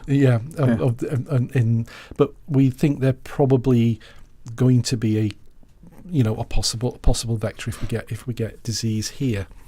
But when we look up in Cuba, for instance, we see Culex species there. Quinquefasciatus is the predominant vector there. But if we're looking down into the Cayman Islands, then we're looking more at things we're familiar with, the Aedes aegypti, which is our domestic mosquito, but also, interestingly, Tinarincus, which is the black saltmarsh mosquito, which at the present time is just a nuisance to us. It's the one that, when you say you've been bitten by a mosquito in the Cayman Islands, it's Tinarincus that's bitten you. We think that that's quite possibly a competent vector because it's very, very close to the mosquito that we see in Brazilian rainforest, which is Serratus. Right. Mosquito. So with that in the Cayman context now, do we have any of these things known as possible vectors? Yeah, we've got the sandfly population. We've got a very close relative of the principal mosquito that transmits in the Brazilian rainforest. We've got mosquitoes of the type we see in Cuba, and of course we've got already established the Aedes aegypti population here. So yes, we've got the vectors, and so that's why we're taking it very seriously. But I mean, in looking at it, and this is where I think that sort of conversation. So, Ms. Rachel, share with us some more as we look at what we're looking at and trying to understand what is it that's happening in the Cayman context. I mean, from there, the concern travel, like many things. Yeah. This toll, like dengue, which is what Aedes aegypti, isn't the same mosquito that transmits this oropouche. It's a different mosquito.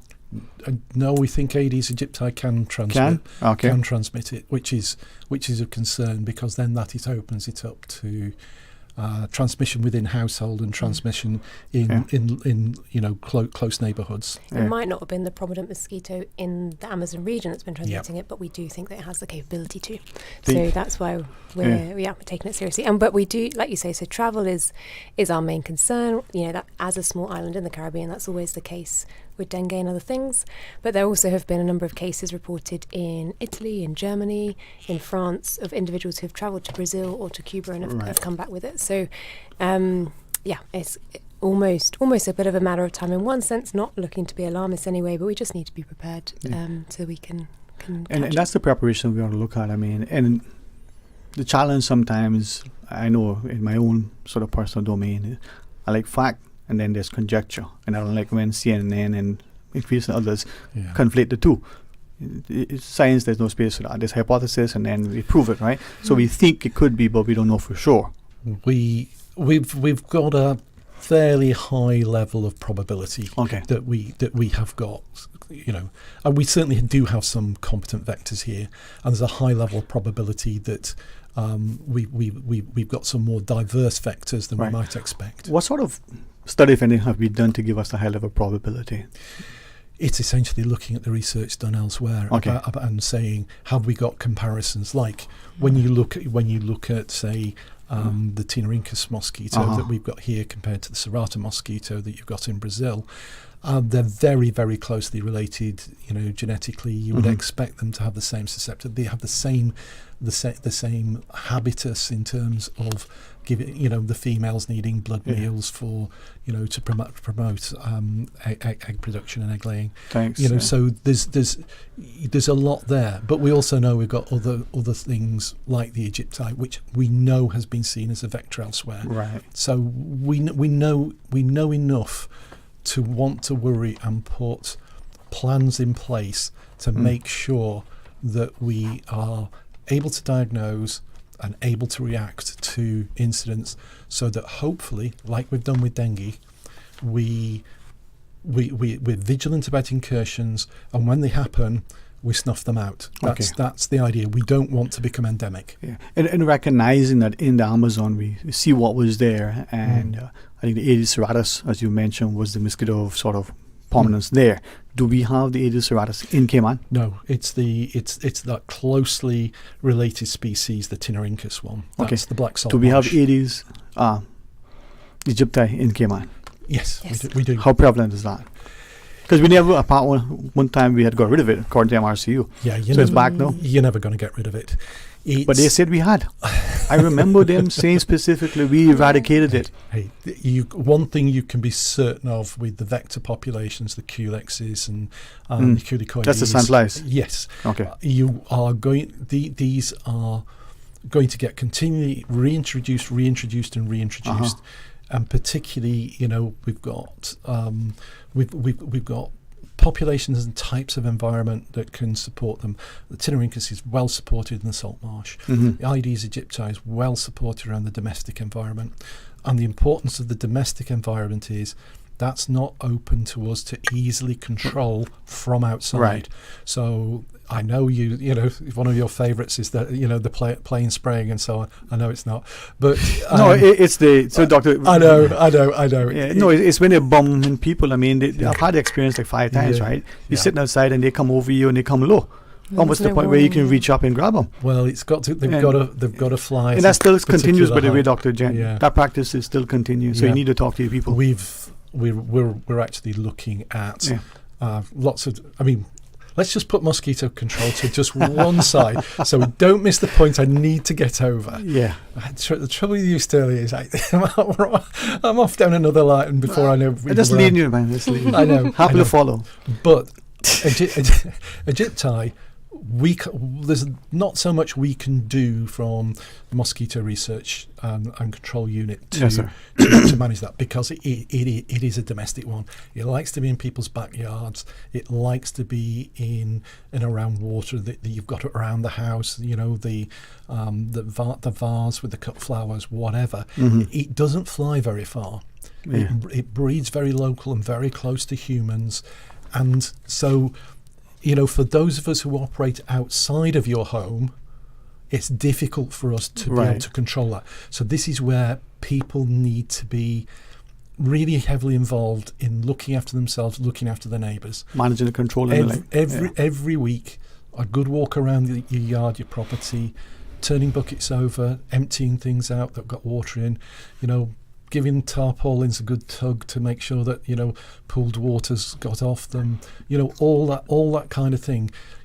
People have to do that for themselves. We can't do that. How prevalent is it? I'll ask again. The Aedes aegypti. How prevalent is it in Cayman? We find it throughout the island. It's and you find in certain parts of Grand Cayman in particular, it's relatively common. All those places where you've seen in recent years cases of dengue, that's where we're finding Aedes aegypti. And then, because as you hopefully understood correct, as you were sharing, the Aedes serratus and the Aedes aegypti, and then given the Oropouchi, the probability that through the sandflies and the like we could have similar vectors. With that in mind, when was the last time the Aedes, not only was it discovered here, we've sort of tested and found it, but also dengue in particular. When was the last reported case of dengue? We've had cases this year of dengue. Okay. Yep. They've mostly, not many, just a small number, and they've mostly been travel-related cases. Any cases of actual local transmission, non-travel related? I think that we did have one of those. But this was really following the outbreak that we had last year. So last year we had an outbreak where there were a number of incursions kind of dotted through the year, particularly towards the end of the year, and that would be followed by a series of local cases. Right. Okay. Which we then, as a team, as we always do with MRC, with Public Health, will respond and we've prevented it from becoming endemic. And this is where I think trying to protect public health is important, right? We're referencing Cuba, we're talking about Brazil and Amazon, but sometimes for some reason we seem to want to say, well, travel from Jamaica, Cuba, 100. We're not willing to name, and it's not to shame, but it's the name to identify to ensure that precautions are taken. I mean, that to say you don't walk up in a bush and, if there's just awareness as a traveller. If you're going to those places, carry on, but make sure you protect yourself when you're there and just keep an eye on yourself, to check for these symptoms. We do, not naming and shaming, but we do tell people where there are higher risk areas. I mean, and that's what we've been doing, for instance, with Arapuchi, saying, around these areas of Brazil and the like, and in Cuba, the risk is higher there. Particularly pointing out the risk assessment is important, especially for pregnant women or women who are planning to get pregnant. Pregnant women? Some men too? How do you be... Another story. I just curious. I know. It's... well, you can get other things that are pregnant apart from women, of course, but not in the human species, can you? I wasn't thinking of the human species. Yeah, okay. I'm just trying to catch you out occasionally. No. You're just the same with me. No, you got to come early. But with that in mind, though, I mean, and the reason why this is important because we are traveling increasingly, we're engaging, and sometimes we're not traveling to that country, but we're at a conference where there are delegates from that country. And potentially, does that create an issue? Who knows? Yes. Travel to and from Cayman is huge. And it comes, I think, probably in two forms. One we've got the natural extended families across the Caribbean. Yes. So the people who always live here, their families maybe, part here, part Honduras, part here, part Jamaica, people in Cuba and so on. And then you've got the extended diasporas, which are very, very significant. And so we've got the North American diasporas, we've got the European diasporas into here, we've got large Indian diaspora, Filipino diaspora, and so on. So the interconnectedness of Cayman to the rest of the world is almost unique, I think. It's beautiful, man. It's beautiful. Miss Rachel and myself are here because there it is. Where else, given the choice, would you like to work? Exactly. But there is that, and I think we've become so familiar with it. I'm going back. I mean, the generational Caymanians. I mean, seafaring people. They were used to seeing the world. These are some of, in modern times, some of the best travel people in the world. Indeed. So I think we just don't notice it quite so much that people have come from here. That's our norm. Yeah. So when we come back, Dr. Gent, Ms. Rachel, take the news. Thanks for a little bit more time. Let's talk about it so that people, as you shared, it's not about being alarmist. It's about being, following the advice, being informed, and taking active measures to protect. Yeah. All right. Brilliant. All right, let's pause and take that break. And when we come back, let's see if No, that's kidding. Stay tuned. Join us. If they are talking about us, living in your head rent-free all this time, we must be relevant. Radio Cayman since 1976. From Radio Cayman's newsroom, this is Headlines. The Headline News is brought to you by Kirk Market. With a look at your latest headlines, I'm Dwayne Ebanks. Dwayne Robin Thompson is on trial for last year's robbery of Diamond International on Seafarers Bay in Georgetown. Represented by Samson Law, he denies the charges. On Monday, he testified claiming no involvement in the robbery or knowledge of the firearm found at his shared residence. After lunch, the Crown, led by Shanna K. James, cross-examined him on discrepancies between his testimony and his police statement. The jury, consisting of 5 women and 1 man, may reach a verdict by the week's end. Acting Justice Ben Tonner presides over the case. The case continues today in Court 1. In regional news, an earthquake with a magnitude of 4.2 was felt in several Caribbean countries on Tuesday, according to the Seismic Research Center of the University of the West Indies. The quake occurred at 1:55 a.m. local time with a depth of 125 kilometers and was felt 68 kilometers east-northeast of Kingstown, St. Vincent and the Grenadines, 85 kilometers southeast of Castries, St. Lucia, and 117 kilometers west-northwest of Bridgetown, Barbados. There were no immediate reports of damage or injuries. The quake followed a 3.5 magnitude earthquake 2 days earlier, affecting Dominica, St. Lucia, and Martinique. Outgoing UNGA President Dennis Francis called for UN Security Council reform, advocating for Africa to become a permanent member. Highlighting Africa's crucial role in global peace and security, he shared experiences from South Sudan and Haiti, emphasizing Africa's growing influence in global security. Francis urged constructive engagement in intergovernmental negotiations for substantial reform. The 15-member Security Council includes 5 permanent members with veto power: China, France, Russia, the UK, and the US, and 10 non-permanent seats allocated regionally, including 3 for African states.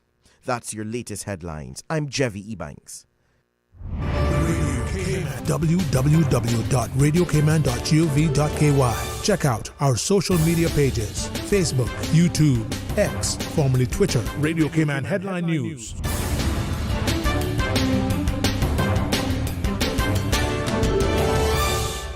When it comes to weekly meal prep, I trust Kirk Market to provide the best value for quality proteins. The butchers at Kirk Market are super helpful. They always slice my steaks perfectly. Kirk Market has everything I need for healthy and flavorful protein-packed meals. From lean cuts of CAB choice beef, tender CAB prime beef, the juiciest pork, and all-natural hormone-free poultry, to their seafood section with everything from fresh local snapper to omega-3 rich salmon. I choose Kirk Market for the highest quality proteins to support my healthy lifestyle. Kirk Market. Eat well, live well, and discover a world of choice.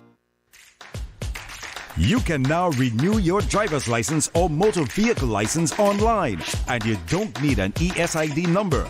It's as easy as 1, 2, 3. Visit www.dvdl.gov.ky. Shaken yet standing firm. This is Radio Cayman in the Cayman Islands.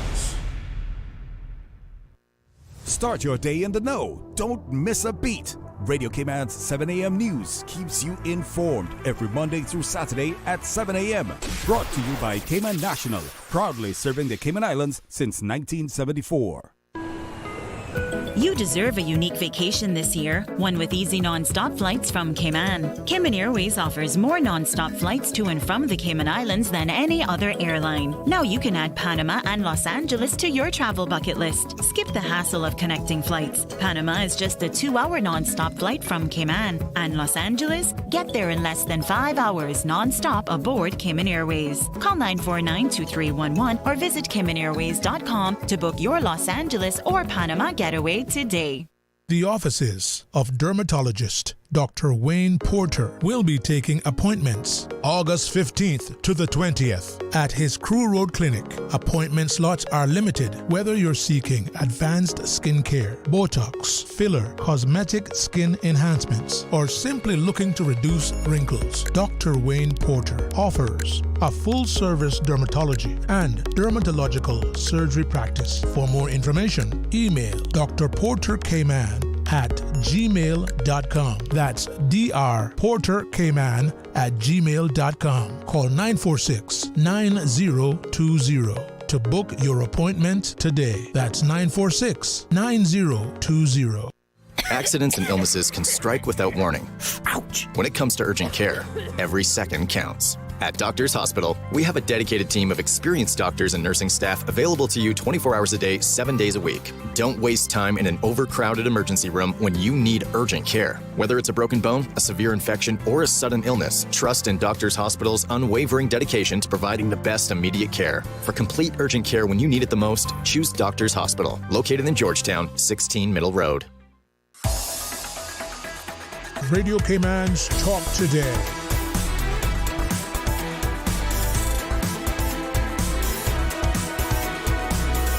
What is on your mind, Cayman?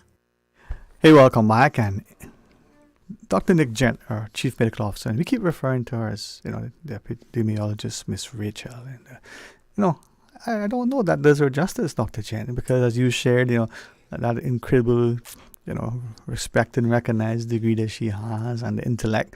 We're glad that she's here because between us, we might learn something, right? Absolutely. I do so every day. Yeah, thank you, sir. But, when you've got a team around you, you want the best. If you're the boss, you should be the least educated person in the team, the least able. Always get better people than you. Yeah. Get the best you can, and never feel uncomfortable that you've got good people around you. And this is where I think manager and leader not synonymous. Where that saying, a rising tide floats all ships. You have good people. That coach, that manager who is fielding that first 11 is going to win because every player is the best that you can feel, and of course the manager looks good. The fans are happy, but it's because of the team. With that in mind, we look at Oropouche virus. You were sharing that it's one of those arboviruses, which I guess is different from the rotavirus. Yep. Okay. Yep. So let's not confuse that with that. So Oropouche, and now with the way things are, whether it's the geopolitical landscape, whether it's the concern with the financial infrastructure and the like, things have presumably happening why this is of concern. I did read and talked about the 1955 in Trinidad and Tobago where it was seen, and the marsupials and the sloths and the like where it was, right? I checked around Cayman. There's a many of us that are sloth-like, but there are no sloths here. So why now? Why is this of 60 years? Good question. Yeah. Well, so part of what we were saying was that the epidemiology has shifted in terms of where it was spreading. So that is one flag. But also there have been some other reports of it not being such a mild condition as it has been in the past. So we've had the first death that's been associated with Oropouche. So this is the first time that a death has been attributed to it. So this was in Brazil. And there's actually been 2 among women in their 20s. So that's kind of another flag to say something's a little different is happening now than has happened in the past. And there are a couple of other things that are still being investigated, but some outcomes of kind of fetal deaths or also complications or conditions for newborns. So, for example, microcephaly, which is where a child's head is reduced in size, that happens from Zika infection, is also being investigated for Oropouche. So there are a few different things which kind of change our concern level around the disease, and the fact that it's also spreading further afield is why the Pan American Health Organization have changed their risk assessment this past week from being moderate to being high for the region of the Americas. Okay. And we fall in that as well. Yeah, we come under that region. Yeah. To what extent, given these changes, that potentially some of the things, whether environmental, whether we and our lifestyles, medications, underlying illnesses, immunizations, whatever, that these are the things could be a factor in what is now changing with the lethality of Oropouche? Sure. I think it's very difficult to say whether these are things that are changing kind of the seriousness of it. I think what we're definitely seeing, there's probably different interactions between people and the environment in terms of how it's spreading to different areas, and possibly then it being in different vectors in different areas and why that's moving around. Sometimes I guess it's also just hard to know over time when you're looking back. A lot of our information is coming from the capacity of those countries, and maybe their diagnostics have changed over time. And so maybe there were deaths that happened in the past, but they weren't attributed to Oropouche, they were just attributed to fever because that was a symptom profile of the person and there wasn't laboratory capacity to test. So it's not completely defined in that way that there's things that we're doing that's making it more lethal or anything like that, but it's just our understanding of it has shifted. I guess. Sorry, Dr. Chen. Yeah, I was just saying this. I think Miss Rachel absolutely nailed, the principal things. And there's one other thing maybe that we're just having a little bit of a look at, and it'll be interesting to watch over the coming year. In that this is it's an RNA virus, and it's got 3 principal genomic zones in it, which are capable of changing a little bit, like we saw with COVID, and a fresh wave with slight genetic resortments and things like that. And it is feasible that something is also happening in the genome of the virus. But to be honest, I think all those reasons that Miss Rachel came out with, which is better diagnostics so we know it's around there, changing the way people are interacting, particularly urbanisation and travel and the very short travel time, Right.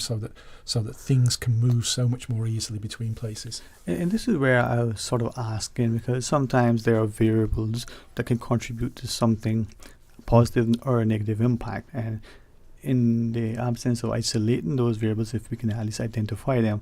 And I was wondering, again, I did a little bit of reading. By no means am I going to say I understand it or even that the reading is exhaustive. But the genome of it and seeing how things are affecting us the more we are learning, I was just wondering, we put in stuff into our bodies, whether it's food or some sort of, injection or the like, could that affect it? Or is it, and it's just an inquiring mind. It's not likely, because the principal determinant of Oropuchi infections is that sylvan phase, is the fact of having a large chronically infected animal population, bird population, primate population, whatever, that can be a reserve, because without that reserve, it's not sustained as an infection in the human population. We don't get direct transmission person to person, but there might be that indirect transmission through the vectors. So if I might ask then, with that, Dr. Gent, the number of people that have been infected thus far, do we have a head count? Well, we have estimates, but again, it really depends on the surveillance in those countries. What's been reported so far for 2024 is just over 8,000 confirmed cases. They're not all laboratory confirmed. Some are, and so that is across Brazil, Bolivia, Colombia, Peru, and Cuba. But I know I think it was Bolivia, one of the countries, there was kind of more than 14,000 suspected cases. So I imagine the number is much higher than that. Okay, so 8,000 suspected, a population across those 5 regions, 620 million? You're going to be talking about probably numbers of true cases. And remember, not all of these are symptomatic. Probably about 40-50% of cases of Oropuchi virus infection are asymptomatic. Given that a lot of people will not seek a diagnosis, or they will assume it's a different clinical infection, I'd be amazed if it's less than 10 times that number of infections as true infections, and possibly higher than that. Yeah. But that's guesswork. Yeah. Which is what they say across the board anyway. Number reported, and we can estimate that it's significantly more, whether that's with COVID or whether it's with the always flu. the tip of the iceberg. So, right. Yep. If I then ask, as we look at that, with the adults, and we can see, but you referenced the fetal cases, and it's so tragic when in vitro this thing happens. So how do we determine that's what's happening and what is occurring? Because are there any autopsies, other analysis that are being done on the fetuses? Well, yeah, I mean, this will be where testing has been done, even if it happened after the newborn had passed. But as I say, it's a small number of investigations that are going on. What's been reported, I think it's either 4 or 6, so it's a very, very small number, but that would give an indication. So, not to be alarmist, but compared to dengue, chikungunya, Zika, whatever else they're throwing at us these days, where does this rank? More serious, less serious? I think you'd have to look at it in a little bit more of a complicated way. Okay. In that Oropuchi generally produces very mild symptoms, and people recover quite quickly. There are some reports of people having continued muscle weakness for a few weeks, but it's one people recover from. So if you're talking about the severe clinical disease, and the fact that deaths that we're seeing appear to be so very rare against that background of vast numbers of cases probably have occurred, and the fact that those fetal deaths that we're talking about at the present time, they're associated, and we're waiting to see more and more detail to get behind that. So in that respect, you might say it's probably a little bit down the list. But the sheer numbers of cases and the fact that people will be immunologically naive, that is, they've got no existing immunity, means the risk might be, of people getting infected might be higher than for other things. Chikungunya and Zika are ones, again, sort of similar to Oropouche in terms of, the severity of infection and so on. Dengue probably stands out as being the one that we have the most concern about in terms of severe disease and potentially deaths. And that's particularly because of its circumstance of having, at least in the in this region of the world, 4 variants. There is one fifth variant that occurs in a very small part of the world, has never been seen anywhere else. But disease gets more severe with exposure to a different strain of dengue, and so the movement of different strains giving worse and worse clinical outcomes is more significant. Then again, it's interesting to look. We've had a few dengue vaccines in the past which haven't really been suitable for population use, but there are possibilities now. So, as soon as a disease, although severe in its consequence, has an anticipatory intervention, that changes the risk profile again. And so, balancing all these things is difficult, and sometimes sort of I ask myself, is this a sensible way of looking at it? Because if you're the person with a severe illness, or you're the mother that suffered the fetal death, it doesn't matter that it was some government official like me's view that this was the 6th most, least important. It's not. And so it's always a case that public health is this very funny thing that we're trying to do the best for most of people, but we must never lose sight of the individual impacts when something is not conforming to that, that norm that it's usually a mild disease that recovers quickly. Right. So it's a difficult one. What I would say is our approach in the ministry here is all of those vector-borne diseases, whether they be dengue, chick, yellow fever, Mariovirus virus, whatever, they're all equally important because we have one primary concern, and that is making sure that none of these diseases become endemic in the Cayman Islands, because that's the primary protection against all of them, and they all share a similar route, which is importation and then local vector potentially spread. So we've got one plan and it actually covers a lot of risk. So it doesn't matter if one's more serious than the other. It's attacked them all in the same way. And behind that, of course, is our ability to diagnose.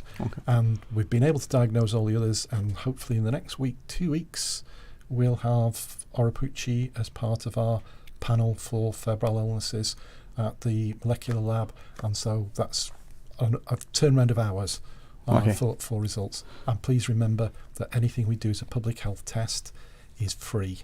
All right. Well, when we come back, maybe we can talk a little bit about that, lab that we have, and the test when we have a fever and the symptoms and whichever. But maybe a couple other questions. When we return, a few extra minutes with Dr. Gent and Ms. Rachel. Stay tuned. Discover your dream home with Cayman National's home loan. Get up to 95% financing, repayment up to 40 years, and just a 0.5% commitment fee. Your interest rate? Depending on your risk factors, it'll be fixed or variable. Plus, you get a pre-approved credit card. This is a limited time offer. Dial 949-8300 or email lending@caymannational.com today. Summer's heating up, and so are the good times. Whether you are out on the water, enjoying the beach, or gathering with colleagues for an office bash, make it a feast to remember with Subway. From assorted sandwich platters to mouth-watering cookies, our catering menu has something for everyone. Perfect for groups of 5 or more. For food that's fresh, fast, and perfect for any occasion, choose Subway Catering. Visit subway.ky for catering options. Subway. Eat fresh. Did you know that Doctors Hospital provides urgent care services 24 hours a day, 7 days a week? And Doctors Hospital's urgent care physicians have access to the most advanced MRI and CT imaging in the Caribbean, providing reliable diagnostics when you need it most. When you need quality urgent care for an illness or injury, Doctors Hospital is here for you 24/7. Whether it's a migraine, chest or abdominal pain, shortness of breath, broken bones, or another urgent need, Doctors Hospital at the top of Walker's Road. Urgent care right now. The Lions Club of Grand Cayman will be holding a PACE, prostate, and colon cancer educational meeting on Tuesday, August 13th, 6:30 p.m. at the West Bay Seventh-day Adventist Church. Presentations and free PSA testing will be done by Dr. Grant Davis from Rehoboth Clinic. For more information on prostate and colon cancer, join the Lions Club of Grand Cayman on Tuesday, August 13th at 6:30 p.m. at the West Bay Seventh-day Adventist Church. Radio Cayman's Talk Today.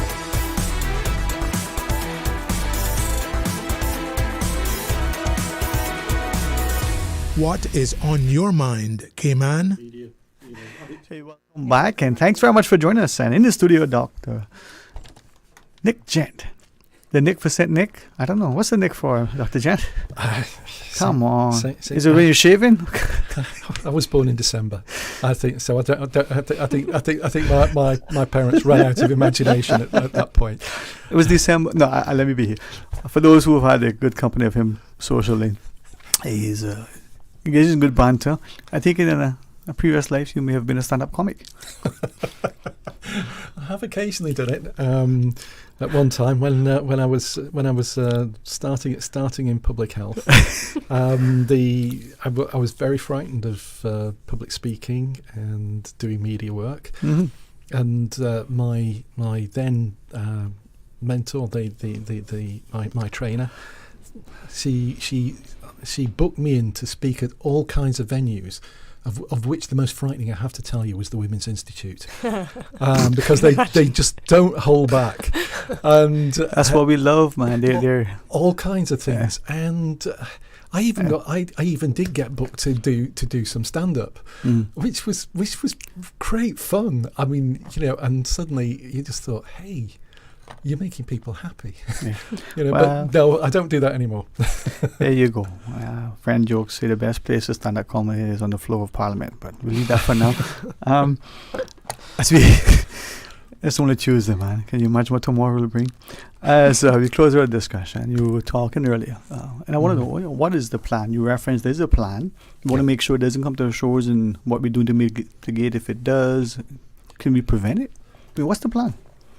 Well, we're aiming to. Essentially, we started with dengue because that was the big problem. We were getting a lot of imported cases, primarily from Jamaica, where it's an enormous problem with very high levels of endemicity. And we looked at it and thought, do we just sit back and let it happen to us, or do we keep it out? And we thought, oh, we'll keep it out. So we took an approach for dengue, which is based upon us firstly recruiting patients by saying, don't think you can diagnose dengue clinically. Let's look at anybody who's recently been abroad, they've got a fever, and they've either got joint pains or muscle pains. But let's not look for what the textbook says dengue is. Let's look for people who've got signs of an infectious illness and recently been abroad. And let's test them. And let's test them as quickly as we can. We test them as a public health programme, so there's no bar to people, getting the test done. It's not going to affect your insurance. You don't need to put your hand in your pocket. The tests, they're free. And we looked at the test panel and thought, what is it that can look like dengue? And we put this test panel together. So it includes COVID, it includes influenza, it includes, alongside dengue, all the other things we talked about, like chikungunya, Zika, and so on. And so, because it's very fast turnaround, we're getting results back within 24 hours, sometimes much faster than that. And when we see there's a positive result, we go and look at those areas, and the mosquito colleagues they put some extra traps down to see what kind of mosquitoes we're seeing there. We anticipatedly treat that area. We give information to people, leaflets through the doors telling you, hey, turn over your buckets, shake your tarpaulins, all that kind of stuff. And we meet daily, and we look at the results of all the mosquito trapping to see which vectors are moving where, and where we have a concentration of a problem that might give rise to that secondary spread. And we correlate all, and we pore over the graphs and the maps and everything else that Miss Rachel produces to see whether we look at whether there are linkages. So if it's a second case but within the same family and the same household, that's not such a problem. But if one or two cases start popping up a new area, we need to know why, identify what's happening. That person from that household who subsequently had dengue, we find they were working somewhere else, and they've seeded another infection. So it's identifying cases early, taking the control measures, doing the epidemiology, and and the contact tracing, and it's hard work.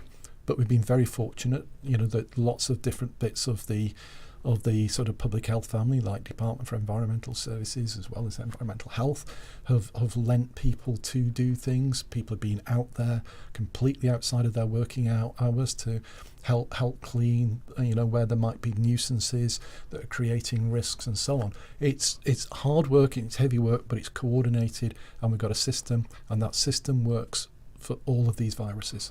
Mm-hmm. So thus far it's not here. How, and other than in Cuba, that's as far as it's come this west? Yeah, that's as far as been reported so far. I imagine there will be more countries in the coming weeks that do find cases, but so far, yeah, Cuba's the closest. Yeah, and we've put more and more people testing for it. Yeah. Okay.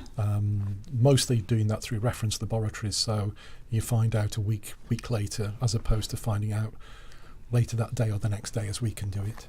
Right. Yeah, and that's the main thing with doing this testing on island, is just the turnaround time is so much, apart from reduced cost, the turnaround time is so much quicker. And you can put the resources in the right place straight away, instead of saying, well, that's interesting about that was a case there last week, but so what can we do to control it? Well, by this time, nothing. You've lost the window of opportunity, and that's what we've got here now. Well, imagine that we'll have ongoing, continued discussions in the weeks and months ahead. And as we close out today's discussion, first to Ms. Rachel, and then closing remarks to you, Dr. Gent. But what do you want to say to us? What do we do? What concerns should we have? I mean, talk to us, Ms. Rachel. Yeah, I guess one thing is if you're travelling. So if you're looking to go to South or Central America, I mean, hopefully you're speaking to a GP anyway, because Oropouche isn't the only health risk there, and it might be that you need other vaccines and things. So please do speak to them before you travel and find out what you need. There isn't a vaccine for Oropouche, but there are things that you can do while you're abroad. If you're in any of those, particularly those countries that have been reporting cases, please, try and wear long clothing, even though it's hot, to kind of prevent bites. You can use sprays that can have some impact, but just be very mindful as well. Just if you do experience any of the symptoms that we've talked about, if you have fever and muscle ache, then please do go to a healthcare service and get that checked out and investigated. Yep. So Oropouche, what is it? So Oropouche. Someone tells us Oropouche. Well, some people do. Some people. I did. You read this at the outset. I asked Dr. Gent how you say it, right? Yep.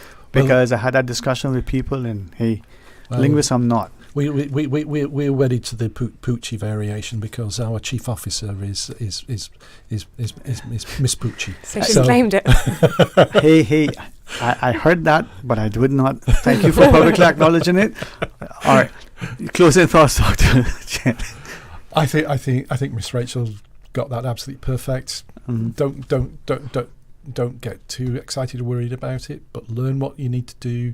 Take sensible precautions. Take advice, and if you do come back with an illness with a fever, get in touch, and we can do the tests, and we're not going to charge you for it. And if we do test you and we do find that you picked up one of these infections, that's good news for us as a community, because it means that we can intervene to help protect your family and your neighbours. Well, thank you all for always being so responsive. I think timeliness is important. Accuracy is key. Good public communication is essential. Thanks very much. Yes, And enjoy the rest of Thank this you. week and this day. And let's be a part of something positive and productive. With that, we extend the invitation, as we do always, on Monday, Wednesdays, and Fridays, to join Mr. Hart as he brings you, I think, the most informative talk show in the mornings. So join him for the record, and then come back for Talk Today. I'm going to ask Susan to play a song. It doesn't matter. She's going to play a song. It's going to be a good song. Any song is a good song. We have a fantastic team here. So, all in Sunday, like God's willing, we'll see you tomorrow. Talk Today is brought to you by Subway, open 24 hours in Countryside, Anderson Square in Georgetown, and Centennial Towers in West Bay. And by the Ministry of District Administration, explore your history, explore your land, explore your sister islands. And Cayman Airways, call them on 949-2311 to book your nonstop flights to Los Angeles and Panama. And Doctors Hospital, peace of mind is important when life happens. Doctors Hospital, always there for you. Call 949-6066.